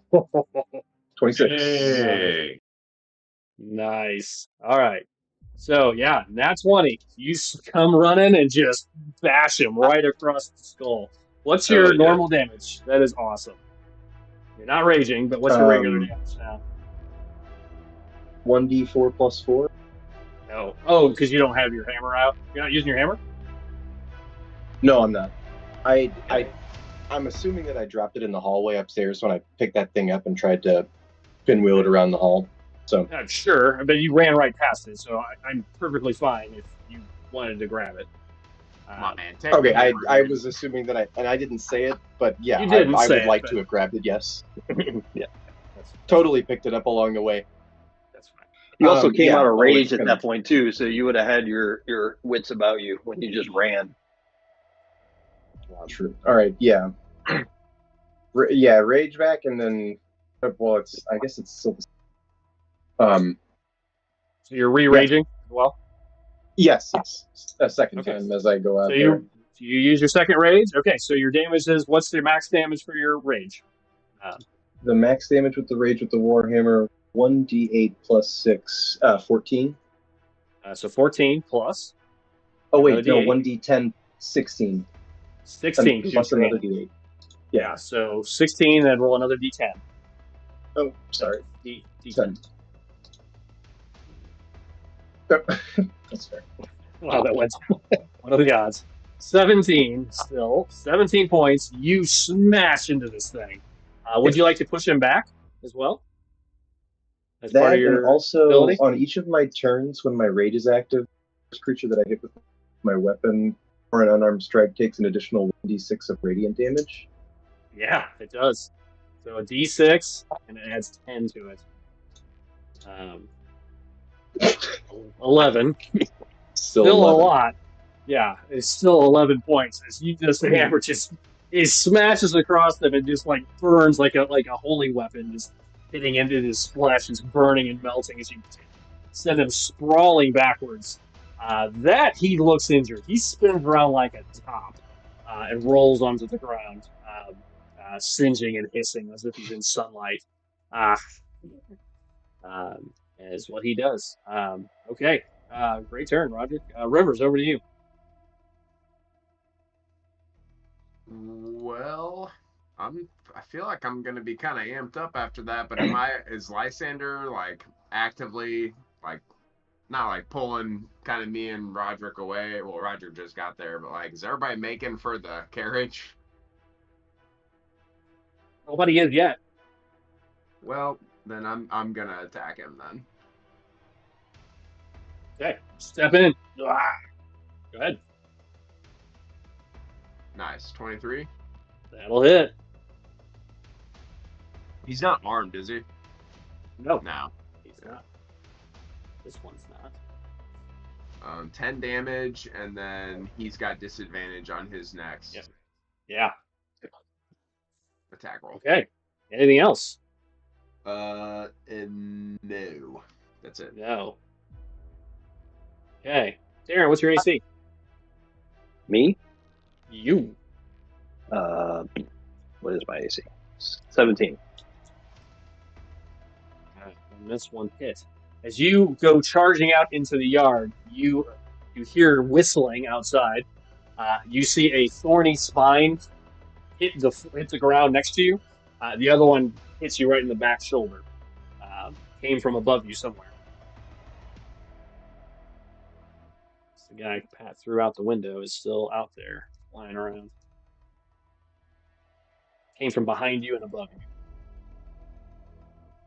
4.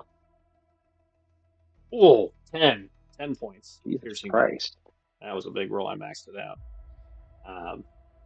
Stabs you in your shoulder. All right. That's his whole go. And I believe it's over to Casimir, followed by the vampire. Casimir. Alrighty. And then it's Calceus and Light. I'm gonna.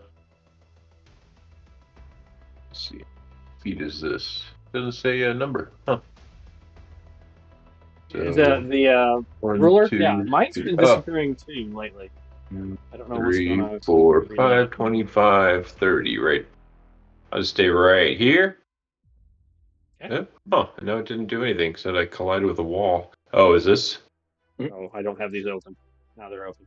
They're all open now. Oh, did I close it? Yeah, somebody closed it, but it's open now. There we go. Okay.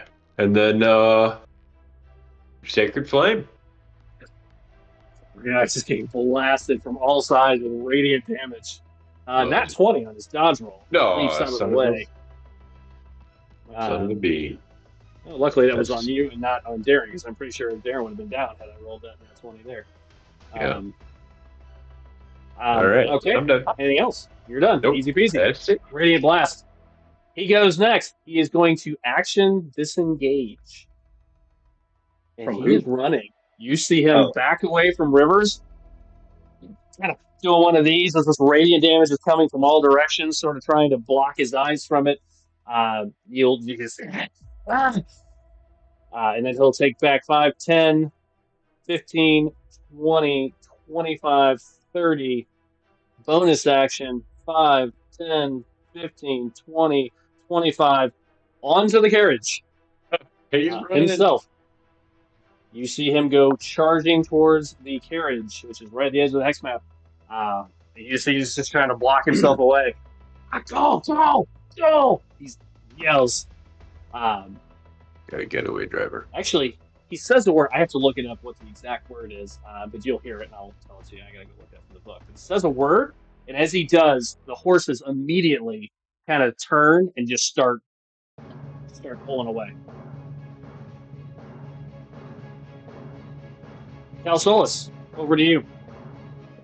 Okay. What do I see here and whatever from here at this point? Irina is makes it into the barn. You see perched on the top of the roof the pterodactyl that's bloodied and bruised, sitting up on top of the roof. Okay. Do I hear the horses starting to move out front? Am I able to hear that? The carriage up front? Yes. Yeah, Yeah. you would hear it kind of neigh and sound of clops. Okay. I'm gonna go ahead and keep moving. I'm gonna do just normal action. Keep moving towards her. That puts you basically in the barn. So it's 100 feet away, so that'd be 90. So you're basically at the door. Okay. I'm gonna go ahead and take a shot at the bastard that shot me. Yeah. So let's start with there. 11. 11 just misses. Just misses. Okay. I'm gonna get inside the door, kind of get myself some cover, and I am going to healing word myself. Smart. Okay. You can do that in the background. Lysander, over to you. Yep. And I tell her to wait. too. She's Tell her to starting wait to before she unhitch. leaves. Like, There are tell her to mount up, but wait. Yeah, there are 4 horses, and she is working on unstrapping all of them and untying them all and what have you. He is 30 feet additional off the map. Just to be clear. As the horses move 30 per strap. Have him do another deck save. Okay. Radiant damage. Targeting the horse, the wagon, or him. Him. Okay. See if he falls off. That's a hit. God fucking damn it.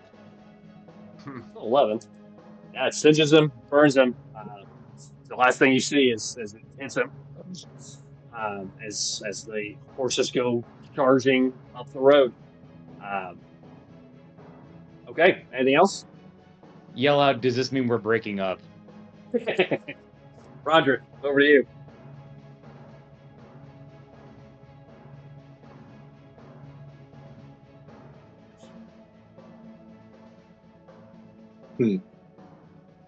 Ismark is running through the house. I forgot to take a turn last turn, so still have 2 turns through the house.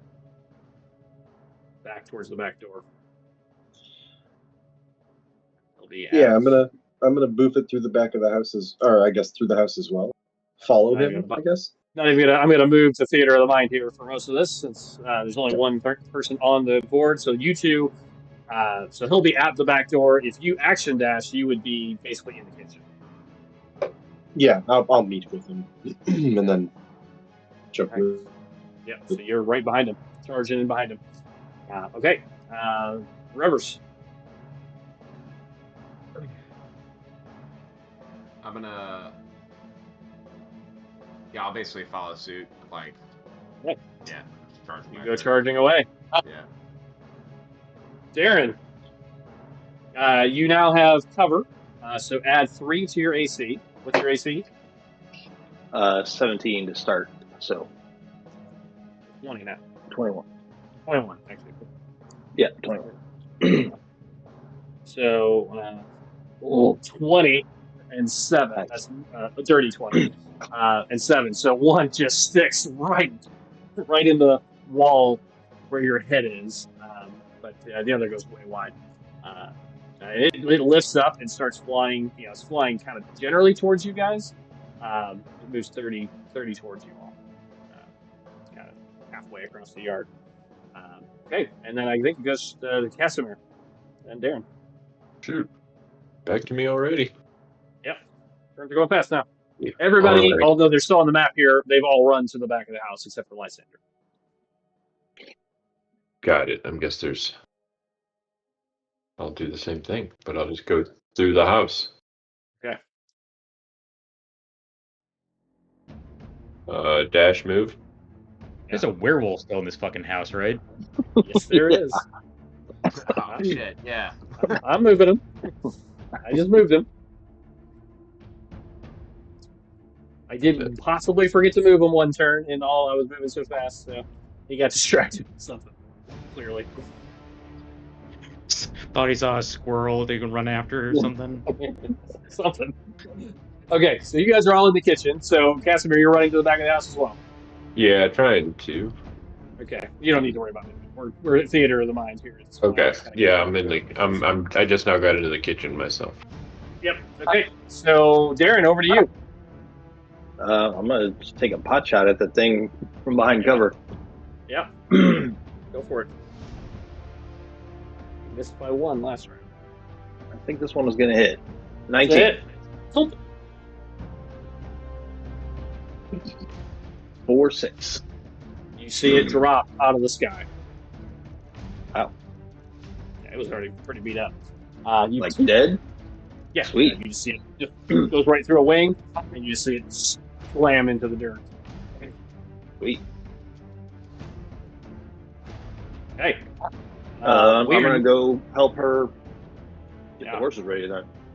Yeah, I'd say we're technically out of initiative, but there is a werewolf still, so it depends on what everybody does. Might matter. Lysander, what are you doing? And she's putting saddles and everything on the horses. So. Yeah. Realizing there's still a werewolf in the house, I'm gonna walk around the house. Okay. I'm like, Walking or running? yeah, more of a jog, I guess. Maybe that's what the werewolf is barking at. A jogger. I'm very brave in here. So that'll be 60 movement around. Basically, you can get, halfway around the house in the first round. Yeah. Can we light this house on fire? I want to set that werewolf on fire. You could. I mean, he tried. The vampire tried. Yeah, I stopped it last time. I won't stop it this time. It's up to you. Well, what are you doing? You're free to do it this time. Yeah. It's already Cool. got. We set it on fire for the insurance money, but we don't want someone else to do it. Yeah. Smells like werewolf piss.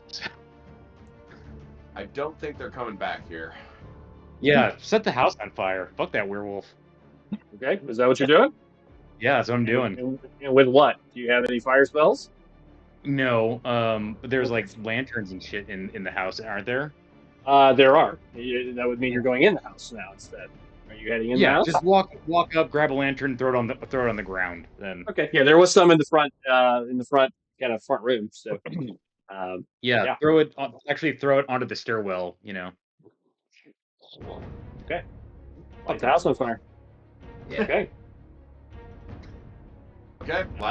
And then you start making your way around the house. Not nearly as far this time, but that's right. Move into the house. She made it back on the map. Finally. Okay, got it. All right. So, assuming everybody is still moving, as you basically, Kevin, you're the last one, kind of the group.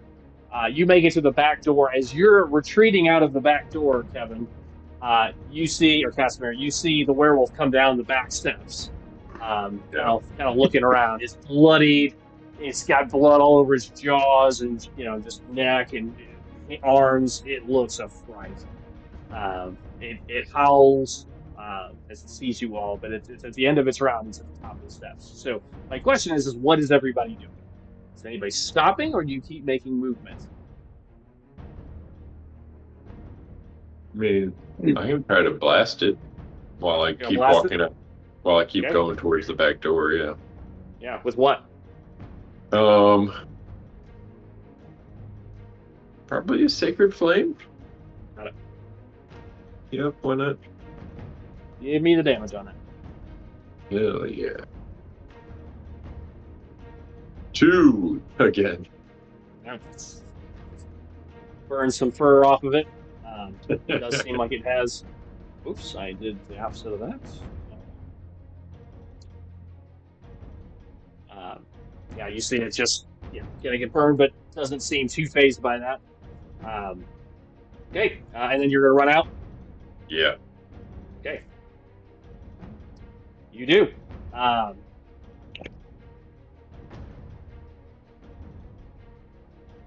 right.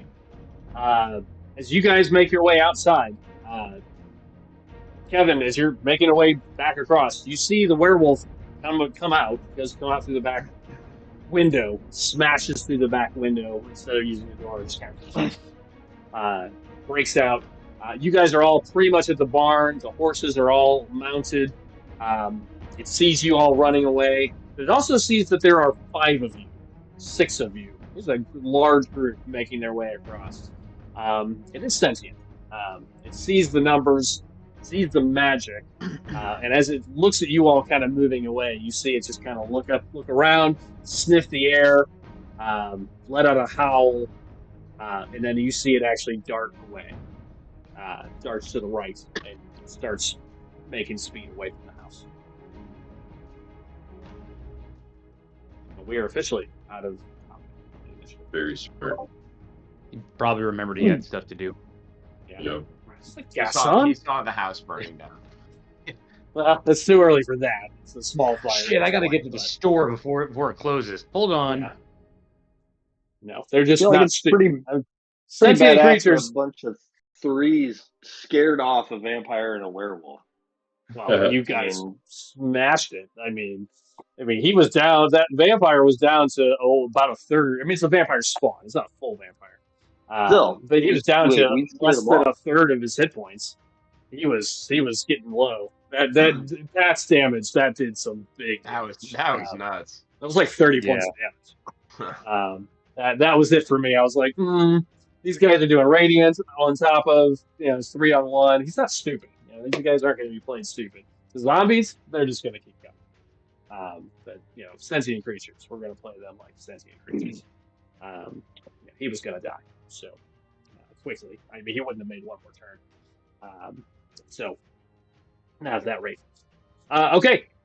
So you see it kind of dart off into the darkness, and within seconds, it just vanishes into the shadows as it runs off into the darkness, leaving you all. Lysander, the last one to make it. Back around the backside of the house. Horses are all saddled, untied, and you start to see this house start just burning away in the distance.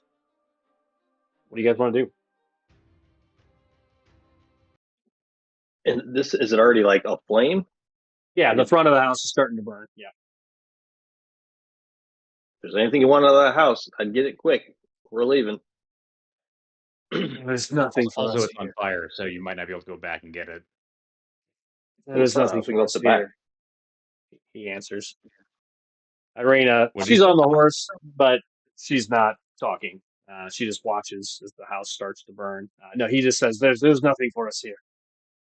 I will ride with Irina, and he jumps on with her horse. There are 4 horses. It can, you guys can ride up to 8 people on horseback. 2x2s. I'll hop on with Calsolus. Okay. 1, 3, 4. Yeah. How many of us are there? 5. There's 7. So 2 of the dudes gonna have to share a horse. Yeah, Roderick's the biggest one, right? So he'd probably take a horse, and I'll split one with Casimir. I'll take the reins and then pat the horse's butt to Casimir, like, come on. Yeehaw, buddy. Yeehaw, buddy. Hop on. And then so you guys are all climbing on horse. Well, that is the question. As you see the house burning, what are you guys doing? I say we make for the church. That should be at least safe. Still safer than anywhere else at this point. We must get out of town. There is nowhere safe from Strahd. Well, we can't get out of there's nowhere safe from him, period. But we must. You want to just ride to the other town now? We need to wait until daybreak. Yeah. First of all, we need daybreak. Second of all, we need holy water, both of which we can do at the church. Yeah, he'll respond to Calsolus's question and say, "Yes, we must make for Valaki. We have a much better chance of being safe there." Let's do that at daylight. Like, we've got a couple more hours till daylight. Let's hit the church. We're going there anyway. What were we going there for? We were going there for a reason, for something. So you guys agreed. To the church. Why were you going to the church? Is that your question? Yeah. I'm trying to remember why we decided. Yeah, Drew wanted to get holy water. That's really what he wanted. He wanted to just get supplies, and then before you. I thought there was somebody there that we wanted to talk to. Am I remembering that wrong? Where's his ex-wife? There is a priest there. His ex-wife is at the inn at the far side of town. If I pulled that map back up, which I will real quick, is different the other side building. of town. It's literally on the opposite right corner of the town, but I'll bring it up real fast. I think she's technically his current wife. I believe the Vistani custom is believe in divorce, but they do believe in polygamy. So it would be this building on the far right. Okay. And we're going down. The church is straight down the main road. The other building, the building with the courtyard. Yeah. Right there. Oh, cool. That's the cemetery, not the courtyard. When he says that we need to get to the other town, he wanted to go there because it's a walled town. He felt like at least there's guards there, there's troops there. It'll be safe. Here's the deal, though. He knows we're going there because he heard us talking about it, or his friends heard us talking about it, which is why he came for us tonight. So he already knows our plan. He does not know we're going to the church, so at least for now, that should give us a little bit of time to figure out our next move. But he knows where we are headed ultimately to one of those two towns.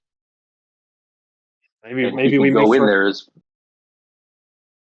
Sorry, didn't mean to. So I mean, I don't remember. Did we say which one we were going to? I don't remember if we said specifically in the He said Valaki. tavern. It's the closer of the two, and it's the bigger of the two. It's the most Okay. reinforced. But as you say that, yeah, he'll say maybe we should make for the further one to Kresik, perhaps. Well, actually, while you're having this conversation, why don't I bring up the map so you remember kind of what everything looks like, so you guys can kind of discuss for a moment what your next move is. I mean, you can do that from the church, obviously, too, but if you want to see the map, just as a reminder of what it looks like, we'll bring it up as well.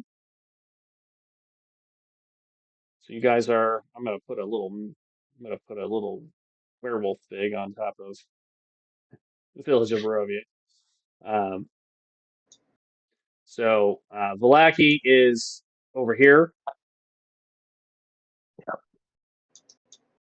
Kresik is over here on the far left. And that's the yellow is the road that just goes basically around the mountains up through up past Valaki and then to Kresik. Is the three towns that are available. Yeah. Besides Barovia. And Valaki has the wall, or Kresik? Both, technically. Valaki's Okay. just bigger. Valaki's the I don't biggest. think walls are going to matter. Right. Yeah. Oh, I'm just telling you what Ismark would say. Right. Doug would say.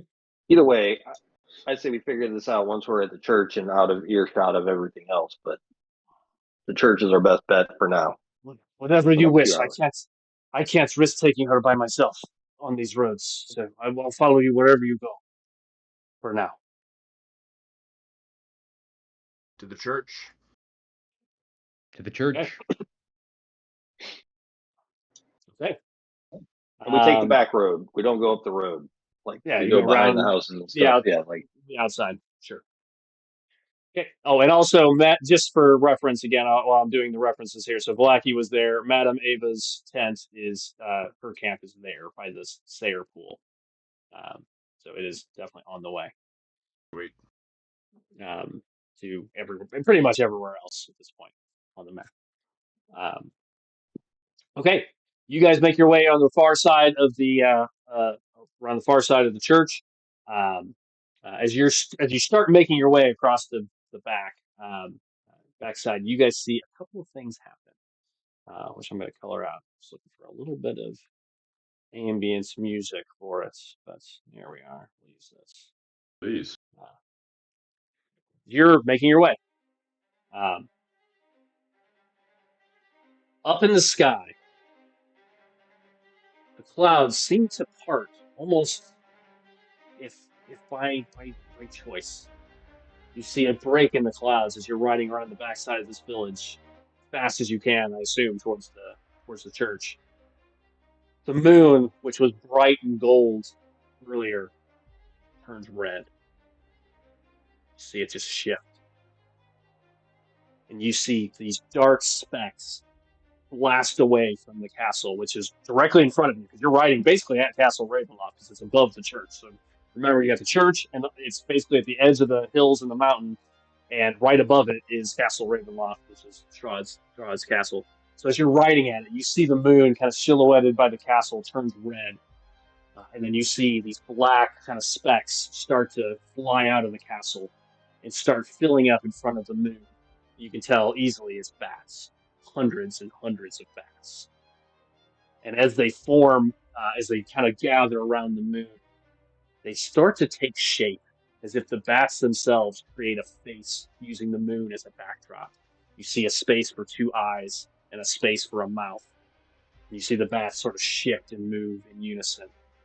You hear a voice speak out. You dare defy me! And it comes from everywhere. You hear it near you, underneath you, to the sides of you. Just this voice that just echoes across the town. You dare defy me? You dare to get in my way? And stop and keep my Tatiana from me? You will pay for this. People of Barovia, My people, find her, bring her to Castle Ravenloft before the week's end. Sorry, my voice just cracked on that. Before this week's end, or I will rain down hell upon you. You hear that, you all hear that voice, and then the bats just explode out. Is Fish are going Tatiana mad. a term that I'm not familiar with, or do you mean Irina? Oh, Do you mean Irina? no, I said what I said. Okay. Fair use. That's what he said. Oh, maybe this is a case of mistaken identity. We could probably all quit this sub. Yeah. You did say you had the wrong girl earlier, did you not? Yeah, Wrong house. But yeah, you see the bats break away, and then the moon stays not quite as blood red as it turned for a minute, but it stays a tinge of kind of a brownish red as it starts to kind of clouds start to kind of cover it again. Any change to your direction as you hear that, or any change or saying anything as you ride? It's. I mean, you'll be there in the church in a minute. I mean, it's still night. I'm sure a lot of people were sleeping. You should be fine. That definitely Continue didn't on? wake up everybody. Yeah. What's that?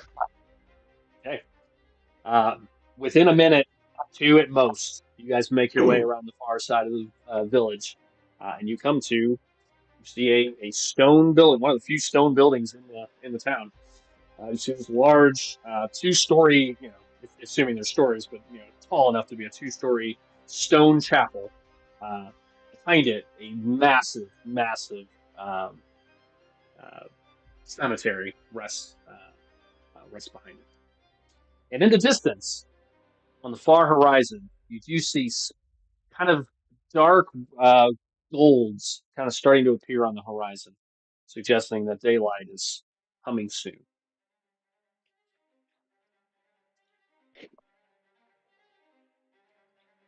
Yeah, should we break for or make the final push for the? We just going in the front door of the church, or like we swinging around back, or what do you guys Yeah, think? you see it. There's a pair of wooden doors in the front. The church seems relatively unmolested compared to the rest of the village that had, it looks like it's been kept at least somewhat. I mean, it does not look perfect by any means. The cemetery is filled. I mean, it's a giant cemetery, hundreds of plots. Um, so you see, and it's surrounded by a fence. You see a couple little mausoleums back there. Is there a carriage house or any place we could like stash or hide the horses? There is not a carriage house. I say we bring him in. Into the church? That was going to be my second idea. Not my god. Bring the horses in with us. You don't want vampire horses. Need to be dealing with that. Don't know which god this is to, but it's not mine, so I'm good with bringing the horses in. So you guys are in front of it. What are you doing? Open the doors. Yeah, say the locked one. You head up. Sure. No, you make it to the doors, and they do swing, push in without any trouble at all. Go inside. Take the horses. Bring the horse. Front door. Hell yeah, we do. You open the doors. You hear something. Let's see. Find my notes for this page real quick, or for the chapel. I was not expecting you to go to the chapel tonight, so didn't prep for that very well. It's fine.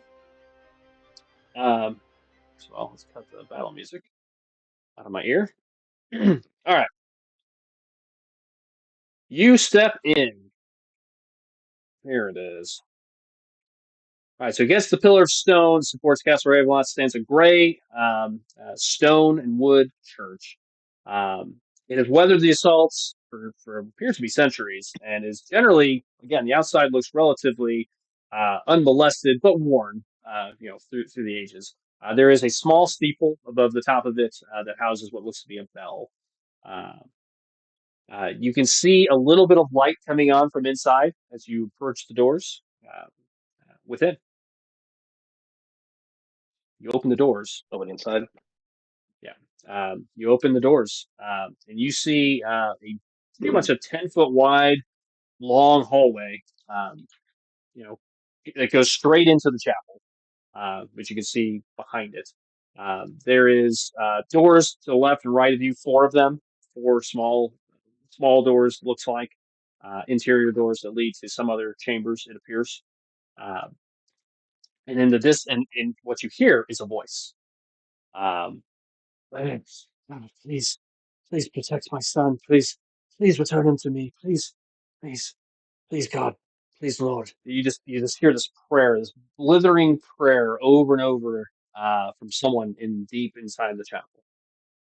But you hear, See how many you side push the door. quests we can pick up on the way out of town. That's up to you.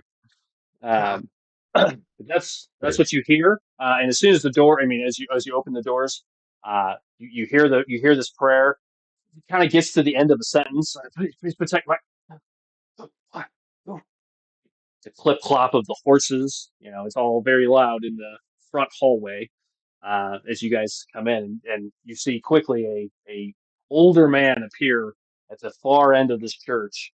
He's wearing black robes, like a black cap, like a very farmer's kind of church look priestly vibe to him. Long white beard. Um, he's holding a book in his hand that looks very disheveled and looks like the pages are like squirreled from water and damage. Just he's holding it kind of close and tight. Who goes there? Who goes there? Is there any evidence of what god or gods this church is to? From where you're standing, no. Directly ahead of you, you see an altar, stone altar that he's standing in front of, but you don't see any insignia or anything like that yet. Okay. Not from the small vantage point you have. The only light is a small candle that is back by the altar, and so you can kind of see him highlighted in this kind of orange light. Who goes there?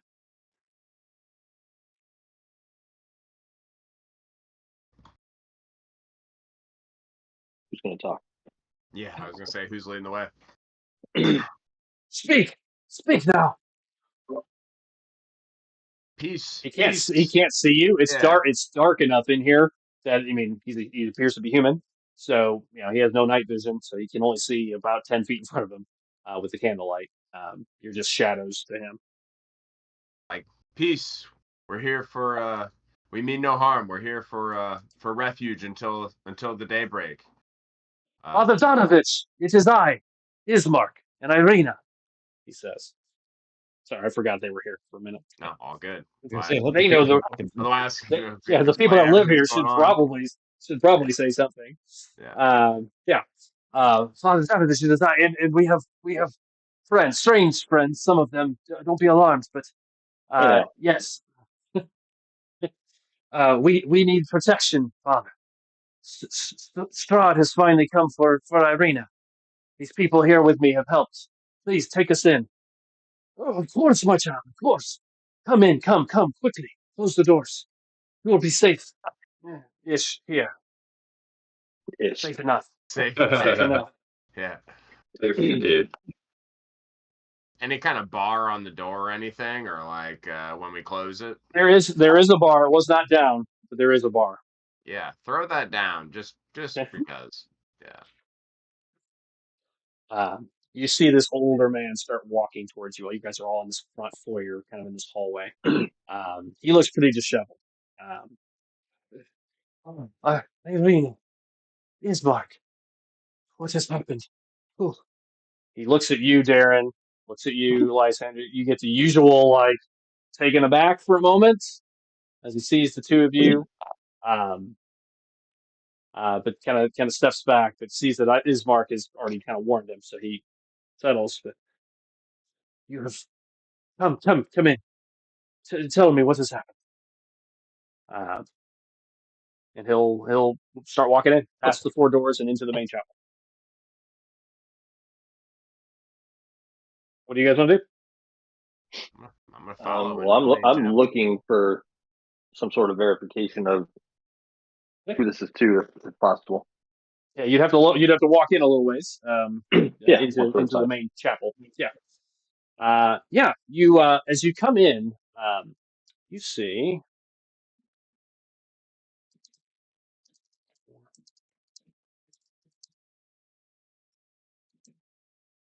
pull something up real quick.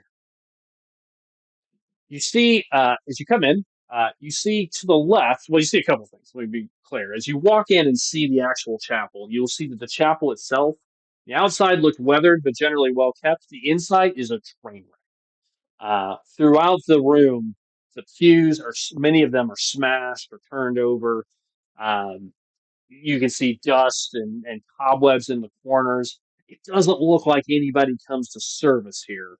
As you look around, the place is pretty ruined. There is an altar, and in the far right corner, Darren, you see a statue.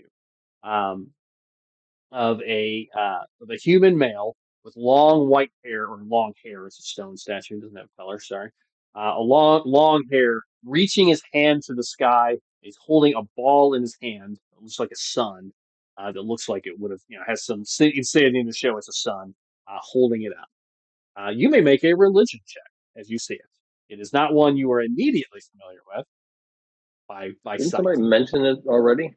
Oh, we did. Someone mentioned it. In a couple weeks, I don't remember, but go ahead and make a quick religion check. And We'll roll a 20. And that, not a nat 20, but a 20. whether you were told or not, I don't remember. 20. It's been 4 weeks. Somebody said something about him. I don't remember who it was now. Well, someone said that he had lost his son and he was not altogether the priest. Absolutely. No, I meant the god. What's his name? Anyway, go ahead. Sorry. Yes. But yes, whether you heard it before, as you see the statue, it is a statue to a god called the Morning Lord.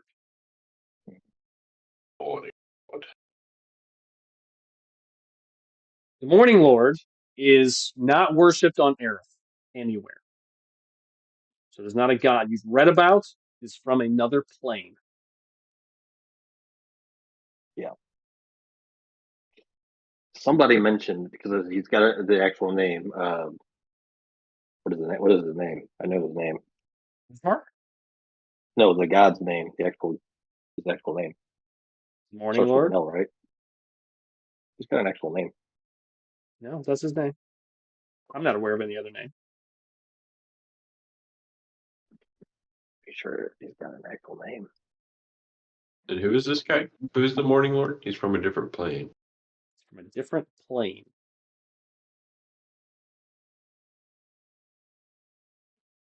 Lathander. That's his actual name. Unless it's a different Morning Lord, but No, if that is, it's only references the Morning Lord in the Curse of Strahd book. What are you talking about? Yeah. If D&D has given him another name, that's very possible. As like well. the blood he's of Lathander? He's the god in BG3. And that's him. Anyway. Where the You said did not realize you actually said his name, Lathander, in one of the earlier games. Somebody said his name, and I don't think it was me. I don't think I've heard that name before in my life. Really? Okay. It does sound like Lysander. It does sound like no. We talked about it anyway. Well, it doesn't matter. Got it. So it's the god that doesn't. I know this god from reading, and it's not one that's from this plane. Got it. Yeah, it's not from the plane of Aerith. That is for sure.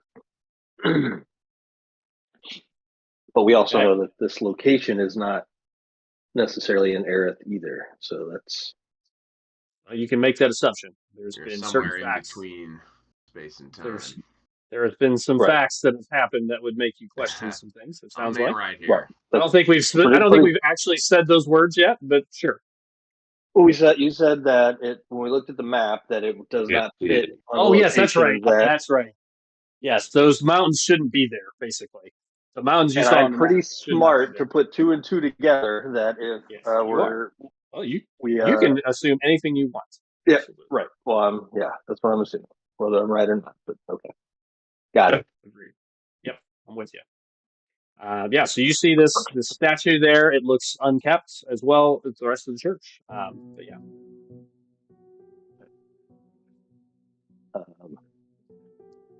Tell me what has happened. And Ismark will just say, Strahd has come. He sent his forces, his vampire underling, to take Irina.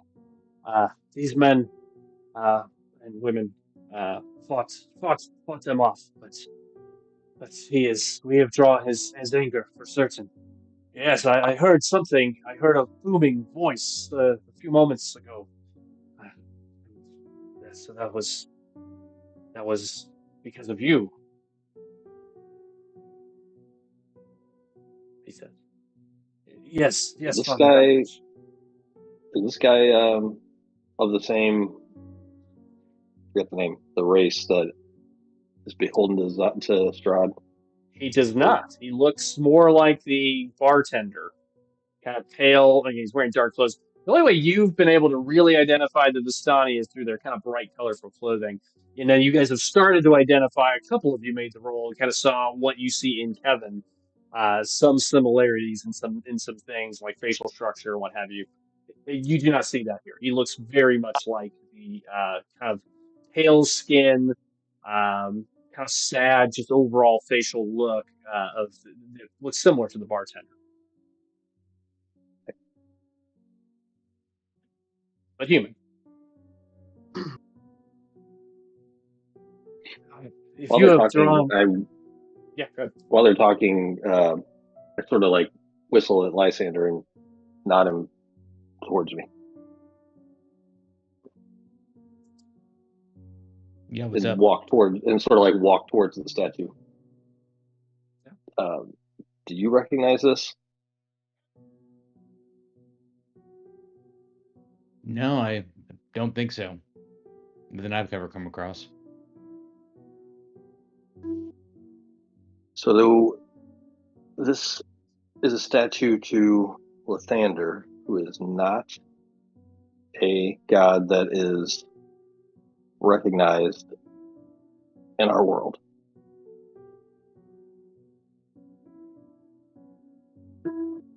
Well, yeah.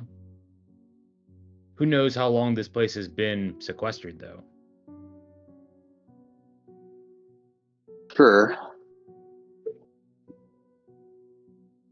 But I mean, there's a lot that doesn't make sense here.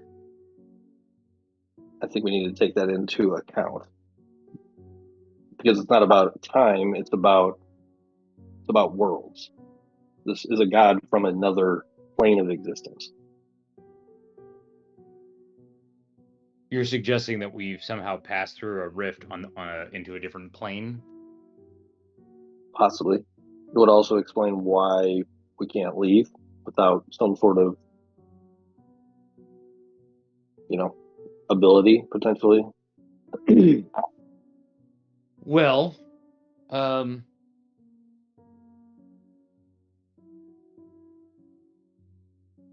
it still doesn't change that we need to get out of here. It just changes the ways in which we might be able to get out of here. Doug, Presumably, oh, sorry, Drew. Go ahead. Go ahead. I was gonna say a little side note, like while they're having this conversation, I want to engage with the priests. Like keep going, but like I kind of want to like pick up that you guys are like having this combo like at the statue and like sort of like not distract him, but like be like, Sure. oh, let's let them figure it out and like Small talk kind of Yeah, conversation yeah. at that point. Okay, Yeah. for now. Yeah, go ahead. I'm gonna bounce around here in a second, see what everybody Okay, else cool. is doing. But, Yeah. So like, there are methods to get from this plane to back to our plane if we're on a different plane. The Vistani seem to be able to navigate with fair ease. So I guess what I'm yeah, saying is I don't think it would be wise to spend a lot of time to worry about conventional means of escaping. I think that would be a waste of time at this point. I don't think there's any way. Yeah. Whatever is bound us here is clearly magical in nature, some sort of preventative barrier. But if what you say is true, that we're on a different plane of existence, I mean, that barrier is just a lot bigger. Do you think? Can you ask your friend if there's any info they can give us to help What with that avenue? Your friend. The voices. I mean, you're suggesting that the voices in my head are not only real but also accurate. I mean, what else do we have to go on? You remember, it's been a couple weeks, so I will remind you, Drew, when he spoke to you last time, you're fairly certain Strahd was listening with you. You saw, these golden eyes. There was someone else in that conversation when he spoke with Typical. you. Just I a don't know reminder. that. No, I you mean, don't. Drew did. That's been a couple weeks. So I'm just reminding you. You saw someone else in that conversation. Maybe not it's Strahd. nice of you Maybe to a point creature. out that it was Strahd. For me, I just think I'm going crazier. So Fair enough. it's like, well, there's another one in Me, there now. Like, I'm going to take a minute to see what everybody else is doing while you guys are having that conversation. I'll start with you, Kevin. Sorry, a little distracted by some text. I apologize. Good. So these two, the Darren, I'm sorry. Aaron and Drew are off to the side having a conversation. Right, they're off to the side having a Quietly. conversation. We're in this church, hanging out. Ismark has just explained what happened at this point to the priest, and that's pretty much where we've left off so far. Okay. I'm gonna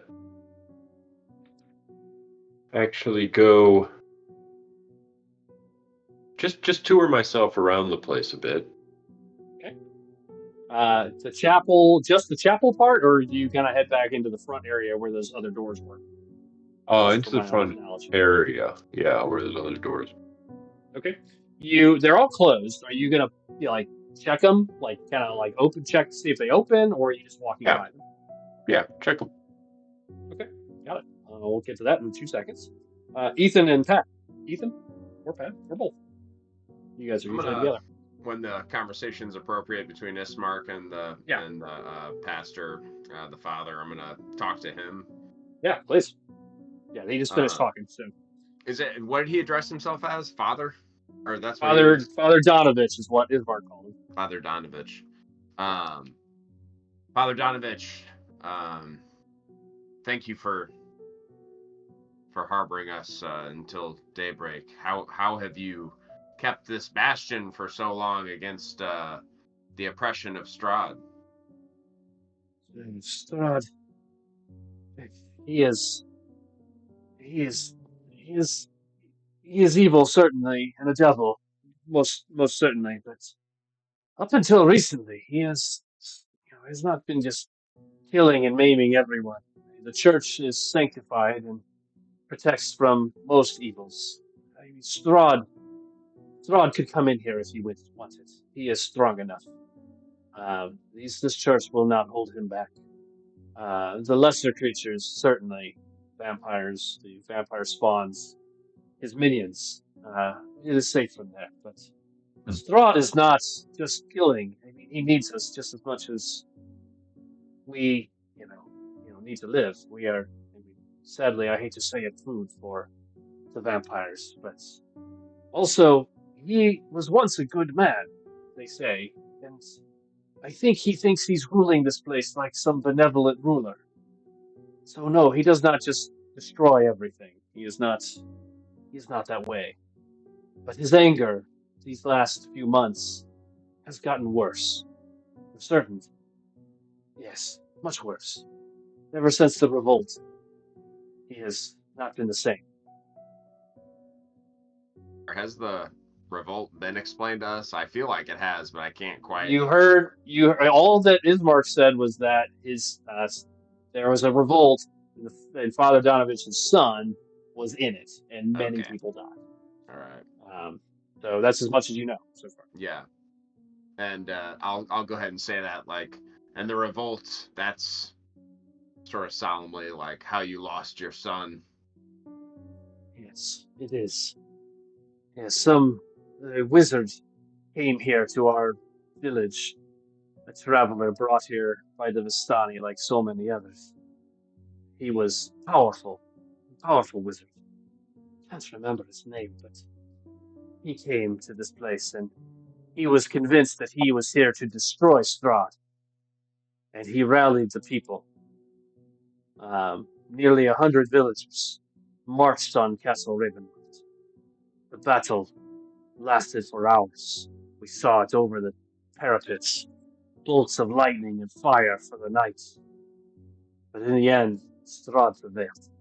The wizard was struck down. And your son, do you know if he died in the melee or if he escaped? It's worse. Much, much worse. Strahd turned him, I understand. sent him back to me. And almost as if timed perfectly, Kevin, while you're heading back around to the back rooms, as you open the first room to the left, you hear a. Oh, I don't know what noise you're making there, Doug. Oh, Sorry, I that can't coming hear you. through. You hear a banging sound start coming from the room as you open the door. You hear a Huh. banging. You all hear it. You all hear this Oh, thud, thud, thud, thud, uh-oh. thud, thud. Like somebody's trapped or locked somewhere? Yeah, and you hear, Father? Is that you? Let me out! I'm so hungry!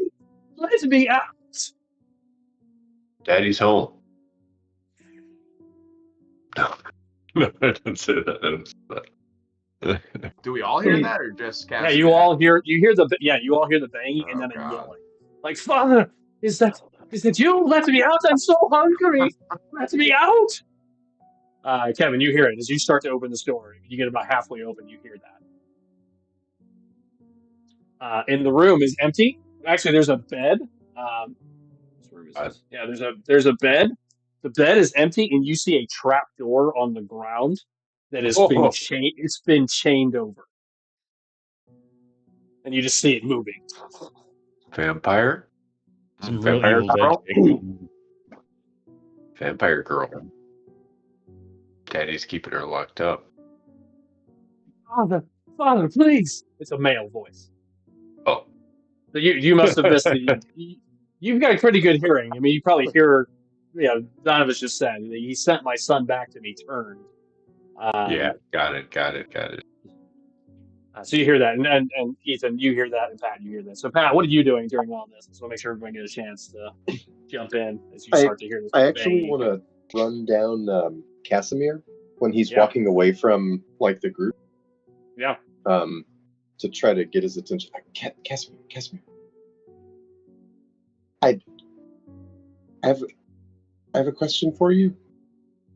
Hold on, you hear this banging. So yeah. As you get over to Casimir before you can speak, you see him kind of opening a door and checking it. Yeah, that's what you all hear. So I'll start with you, Pat. What are you doing? Oh yeah. Conversation interrupted. What on earth is that? Father, please let me out. I think this look back down the hall at the. Quiet, you spawn! You hear him say. He starts marching past you, Ethan, and towards you, Casimir. And quiet, you. You are. It's a devil. Quiet. What he says. BTW, every time someone says devil, I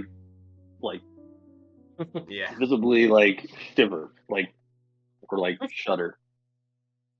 Come up behind him, as he walks past me and stops to yell. I'm assuming come up behind him, put my hand on his shoulder and say, Father, perhaps it's time to learn to say goodbye. With a little heavy implication. The morning Lord will heal him. I must keep saying, he will heal him. And then you hear, Father, please let me out. It's been a year. Let me out. No one gets healed of this. No one. Walk away. Where are you walking to? Where are the other doors around here? There's 3 doors right here. They're all kind of right next to each other. Yeah, open them all up. Now I'm curious, how many other people do you have in here? How many other demon? How many other demon? You walk away, opening the other doors around you, and it's 2 more bedrooms, and an office, a small office. Yeah, it's a little church, or it was. Everything looks to be in disarray as you look through it. Go into the office. Okay. Catherine's heading into the office. Checking the donation ledger, making sure everything's in order. Yep. Ethan, so yeah, you see that's you hear just it's better you let me out. What are you and Pat doing? Problematic. Look, just big eyes at Rivers. I'll just like while he's looking at me before the priest turns back around, just kind of do one of these like forget about it. I'm gonna continue the conversation though, and I'll say we will. I don't want us to be here long enough to bring down any type of wrath on your church, but we need, like I said, we'll leave at daybreak, but we also would greatly benefit from your help. Holy water or any advice you can give or any further blessing that could help us, because we intend to help the people of Barovia. I would do what I can, but yes, if you have angered Strud, I mean he could be on his way here now. I will do whatever I can now. But you must know, Strahd's anger is untempered. If you get in his way, the last town that did, he just absolutely destroyed. It is just a ruin now. I understand. Seems to me the position we found ourselves in, we don't have much of a choice, and it's like Medai always used to say, even a king needs to draw and swing a sword sometimes. Yes. He puts his hand on your shoulder. Yes, I will do what I can. There are some supplies in my office, as he sees. Going into the office. I'll get them. Yeah, no. I'll be honest. Potion here, dude. Yeah, I'm looking for those supplies already. Thank you. Yeah, I figured. He just say that. Yeah, I do say it. Like, I was looking for the same supplies. Yeah, he'll walk in there and I'll tell you what's all in the office here in a second. While all that just happened, Darren and Drew, obviously you're having this conversation and you hear the yelling and you hear all that as he's screaming down there now. And the screaming doesn't stop. FYI, it continues. Now that he knows there's somebody close. Never does. I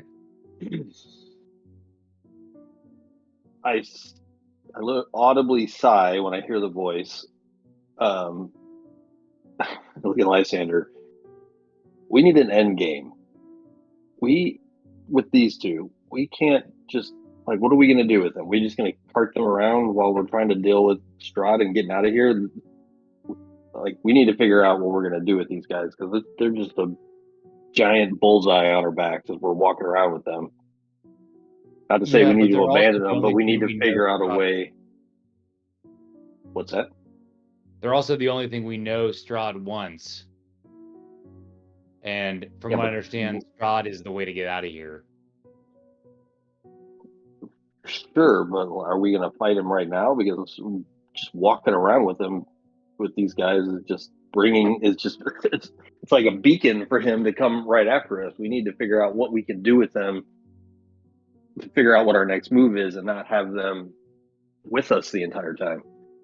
Right. All we're just going to be on the run unless we can figure out somewhere to. We're already on the run, but we're really on the run with them. Right.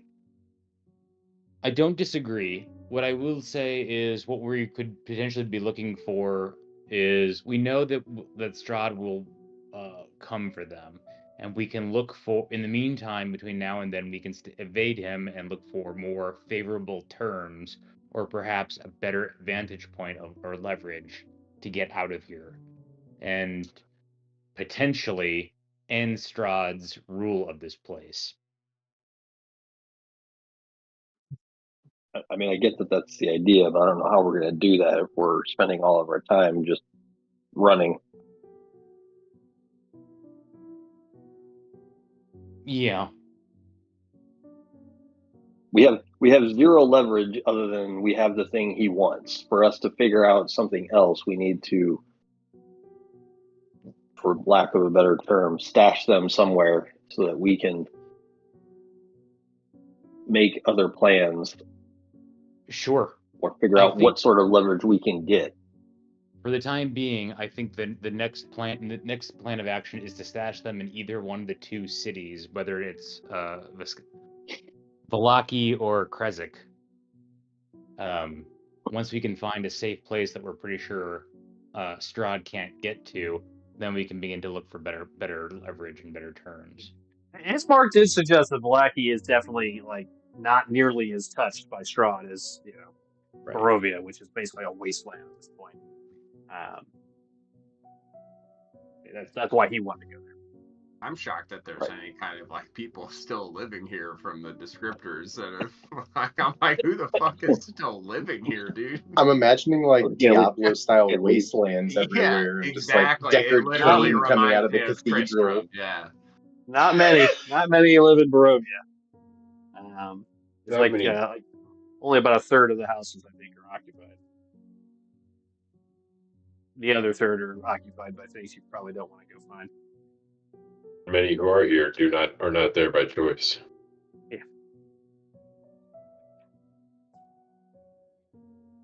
Okay. So that conversation seems to have wrapped, at least for the moment. You guys kind of go. You go to the office, Kevin, and he walks in behind you as you're kind of looking around his stuff. It's just a small desk. Doesn't look like it's been used. Paperwork scattered around. There's some old books. But he goes over to the desk as you're kind of fumbling around through his stuff. Please let me. Cuddy. As you're stealing all his good stuff. I was looking for literature, actually. What kind of literature? I was thinking of converting. Books on sorcery? I'm afraid not. Well then, what do you got in those You- files over there? Yeah, you see a bunch of books. I mean, it's really like, kind of imagine if you were in, Father Miller's office. That's a bunch of books about like, the Morning Lord and like mythology and Dragon's Lair and Dawn of chanting volumes. It's very it's very churchy. Books. I have a whole list of the books. It was nice enough to provide them for me, but they're all just basically a bunch of church theology books about the Morning Lord, Nice. and religion, and nothing sorcery. No. Okay. But he does pull out a small box out of the desk. Please take this with you, for certain. If you are going to help Ismark and Irina, I've looked over them since they were small children. I take this. He'll hand you the box, Rivers. Thank you. Take the box. Inside of it, if you open it, there Open are it up. it's basically a little bit bigger than a shoebox. There are 2 small bottles of what looks like water, and 2 bottles that look like they glow with a slight reddish tinge to it. What are these? Ask him. This is holy water. I always keep some handy, and these are old potions of healing that I have kept for some time. Thank you, Father. One is a lesser and one is a greater potion of Nice. healing.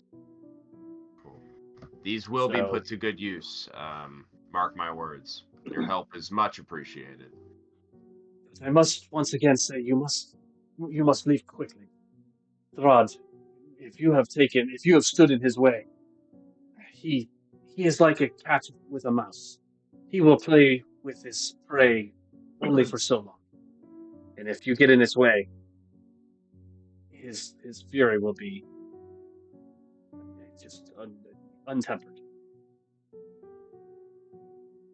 A glance at the stained glass window. Is there sunlight peeking through yet? Just a teeny bit. Yeah, the sun is definitely starting to come up, it appears.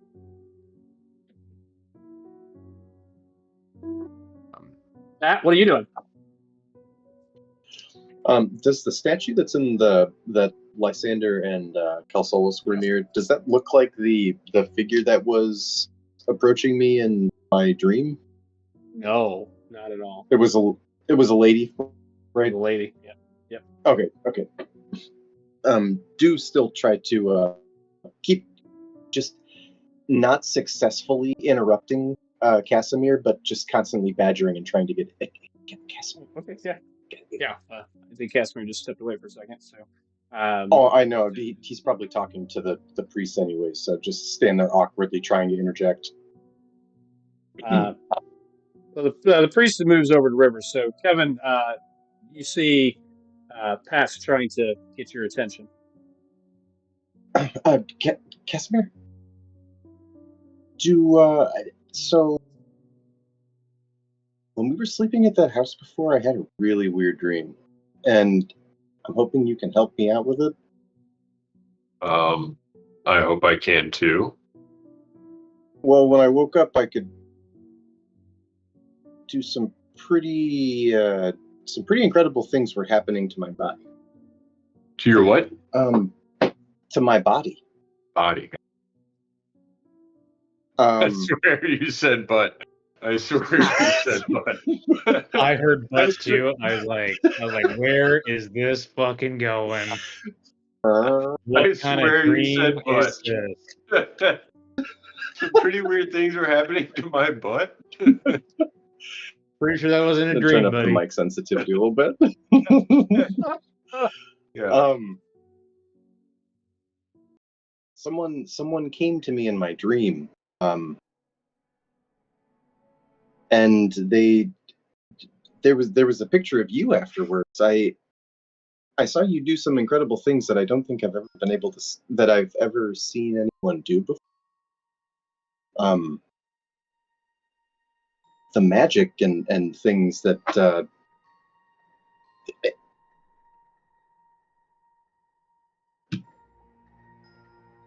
do you? Oh, I'm trying to figure out how I want to.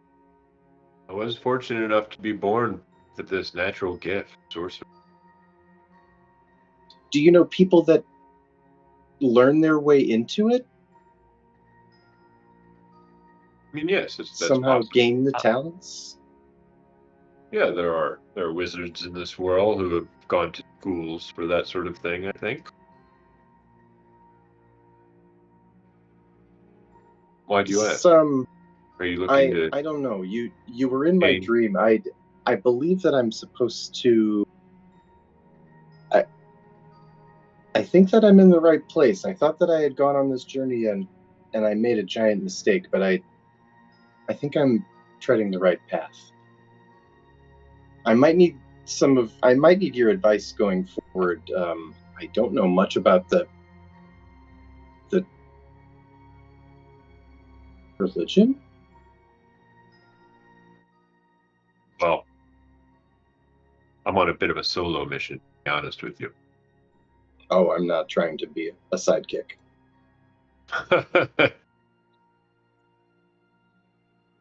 If we're still around and still together, man, if there's some way I can help you, I will.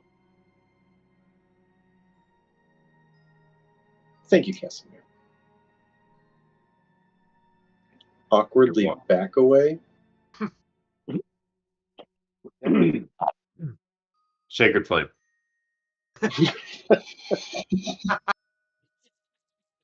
Seal the deal. So teaching you new lessons right away. You back away. Ethan, make sure you've put all the equipment on your sheet, so it's on somebody's sheet at least for now. Is anybody around me? Do we want to spread out a little bit, or? I mean, everybody's pretty close, except for Drew and Darren are a little bit further away. Okay, cool. Yeah, while everybody's kind of talking, I'll just sort of mosey around and spread it out. I'll give Casimir one of the holy waters. That seems appropriate. I don't know why. Give Roderick one of the healing potions, and I'll keep the other two. Okay, there's a lesser and a greater. Which one are you giving him? Take the lesser, Pat. Okay. And, so lesser healing potion, and then you put greater on yours. Okay, cool. And then I'll probably give the greater to one of the other two after we all join back up. and then put anybody that took it a bottle of. You just add a custom item bottle of holy water. That's you, Kevin. I'm sorry, a bottle of holy water. Got it. Bottle of On holy my water. sheet. Got it. Okay, Heard that. so you kind of back up, Drew and Darren. Your conversation had seemed like it had kind of started to run its course as the whole group is kind of in the hallway or in the chapel. Are you guys returning to the group, or you got to keep talking to the side there? I think we're in somewhat alignment at the moment. Decide where we're going. So, yeah. You said greater healing, right, Doug? Sorry. Yep. All right, cool, thanks.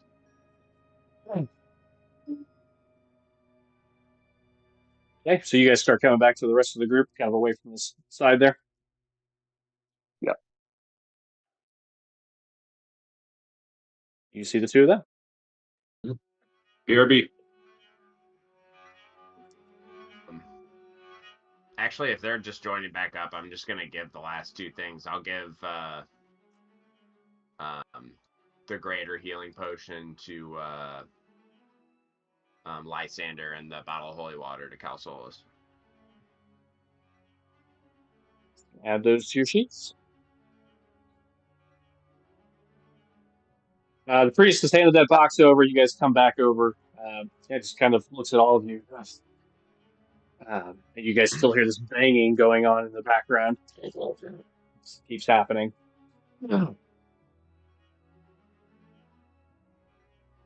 What is your next move?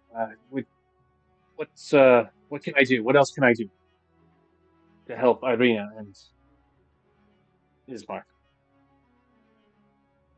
We make for the village of Kruzek.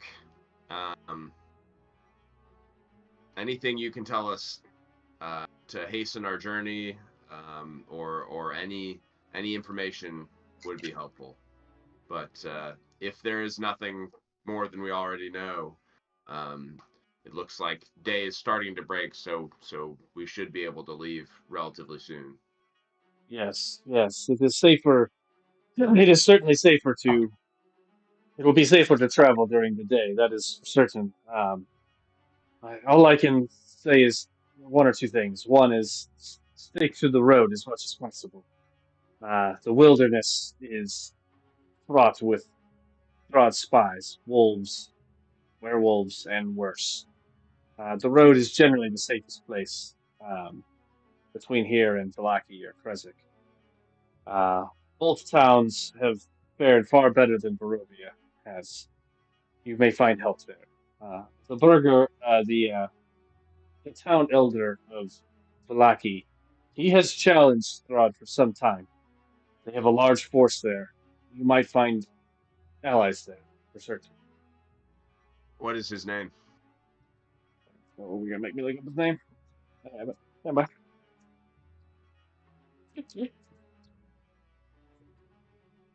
Vallaki. There we are. Vallaki. Uh, uh, Elder Valakovich.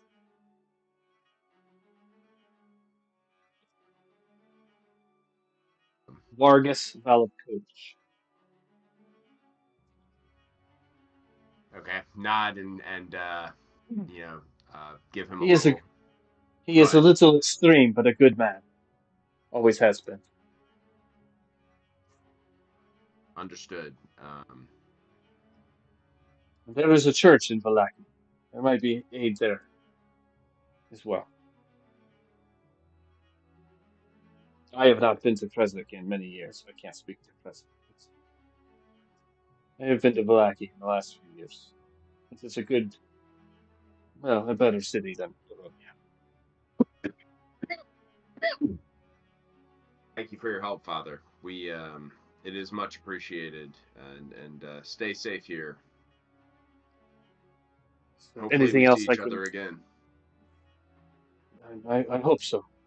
And as he says that, he looks at Irina and Ismark and kind of walks over to Irina and Ismark.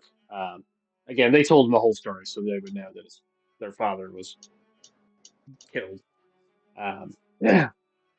He'll lean down he'll kind of look at Ismark who's standing. She's kind of sitting,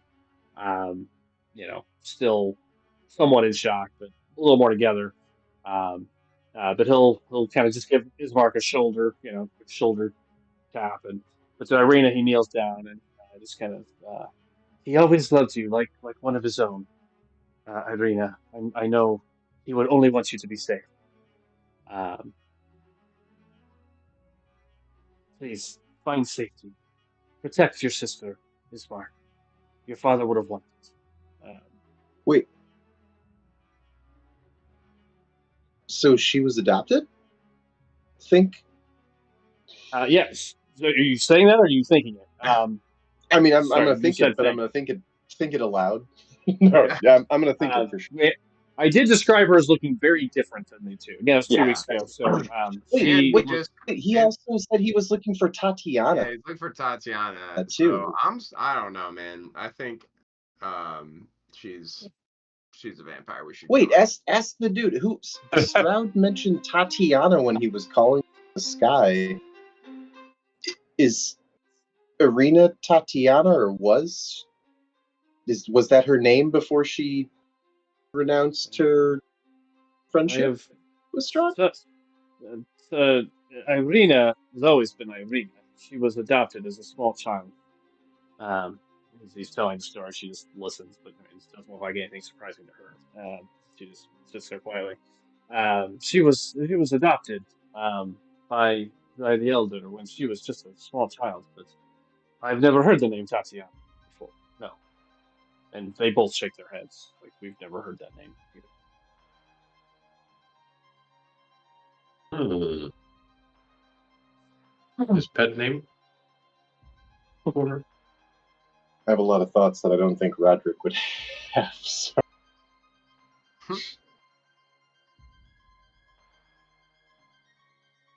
Can we bake a short rest into this situation? What is that? Yeah, 30 minutes? this whole thing could be a short rest. I'm okay with that.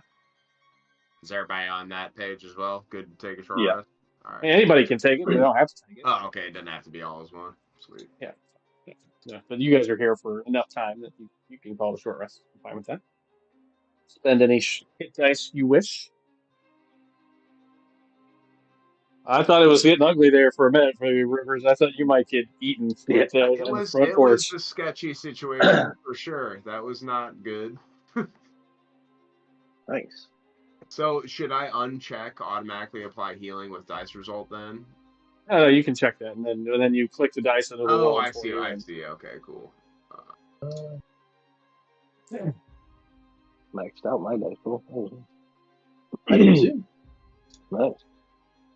We're gonna get close to wrapping here. I just want to kind of see where you guys are, what your plan is, so we can plan for the next session. I have a 7 a.m. flight to make in the morning, so Yeah, I gotta hop on back too. Sorry for being so distracted tonight, guys. okay. That's All good. Sometimes stuff happens, but I do want to kind of hear what your next moves are. So,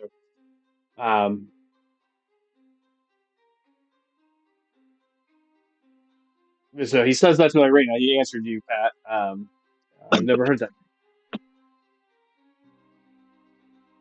guess the question is, Look at where are we going?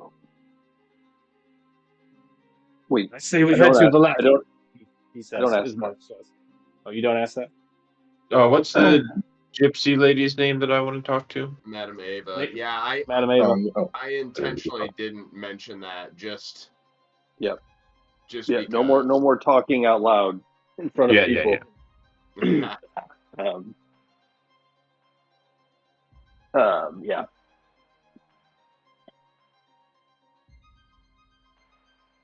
So what? Yeah. So what? I guess what is everybody doing at this point? We're I all basically- standing around the chapel right now. Yeah, like Rivers, I think if we're sort of that all happens, we take, that the short rest is baked in, like we gather the supplies. He gives his send off to Irina. I would say I've basically check the daylight. If it's feasible, I say we mobilize. Basically strap up and be ready to go. I asked the priest if he has any food that he could give us for the ride. Implying yes, I wanted him to go get it and leave us alone for a minute. Yes, I have some more food. Yes, he heads over to he'll head back into the office where there's some some food. So Yeah. gives you a couple moments to privacy. Yeah, so I kind of nod for everybody to like join it, like out towards the middle of the church. All right, now that we have a little privacy. Yeah. I'd still much like to go see Madame Eva. We can do that on the way. That's on the way regardless. All right, great. I have concerns about going to Vallaki because we said that's what we were going to do when we were at the tavern. They obviously heard us, which is why they attacked us at the house. So they know that was our destination before. Good call. Where should we shift to? We could make for Kresnik instead. To where? Have to go past. We would still. I agree with Krizik, as Mark will say, but we'll still have to pass Vallaki. I understand, but I don't know that spending any time in Vallaki. I'm leery of going there at this point and getting stuck there for any amount of time.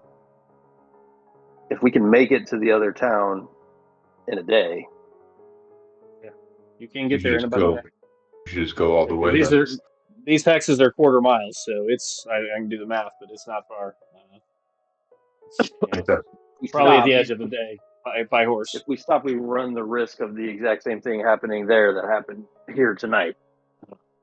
So we make for Kresnik, drop off Ismark and his sister and Irina, and then maybe stay the night there, gather supplies, see what we can find out, and then come backtrack to Madame Eva's encampment. Is that the gist, kind of? Wait, say that one more time. Go where first? We're not stopping long. Her thing is on the way, as long as we're not stopping. Okay, right. That's fine. I wasn't sure if that was a concern too. Accidentally getting caught up there and then running out of time to get to Kresnik. We can come back. I mean, that's how far of a ride is it? Looks like it's about 8 to 10 hours away. 8 to 10 hours. A couple hours stop. See Madame Eva. That's gonna be pushing it. That's pushing it. But if we leave it, what time is it now? Is it like dawn, daybreak? Right now, like barely dawn. It's like 5 a.m. basically. Okay, so we could still get there by we can do it. 5 p.m., 6 p.m. You can be at Madame Eva's in like an hour less. Yeah, but we're talking about the final destination. Yeah, cool. Yeah. You can still be there before nightfall. Consider an hour or two stop there. We still should be there by nightfall. Yeah. Assuming you don't get held up along the way, of course. Correct. Smooth sailing right down the road. Yeah, easy. Yeah, okay. I mean, I'm with that plan if everybody else is. Swift move through Vallaki is what it sounds like. Yeah, take him to Kresnik, but then we can double back to Vallaki. Yep. Go, and we are still going to Madame Eva's on the way out. Right. Yeah. Right. Okay. Got it. Okay. I think that's the plan. So I think we'll wrap there with the plan and pick up there next time. Sweet deal. As you make your way to Madame Eva's. Sick. All right, got it.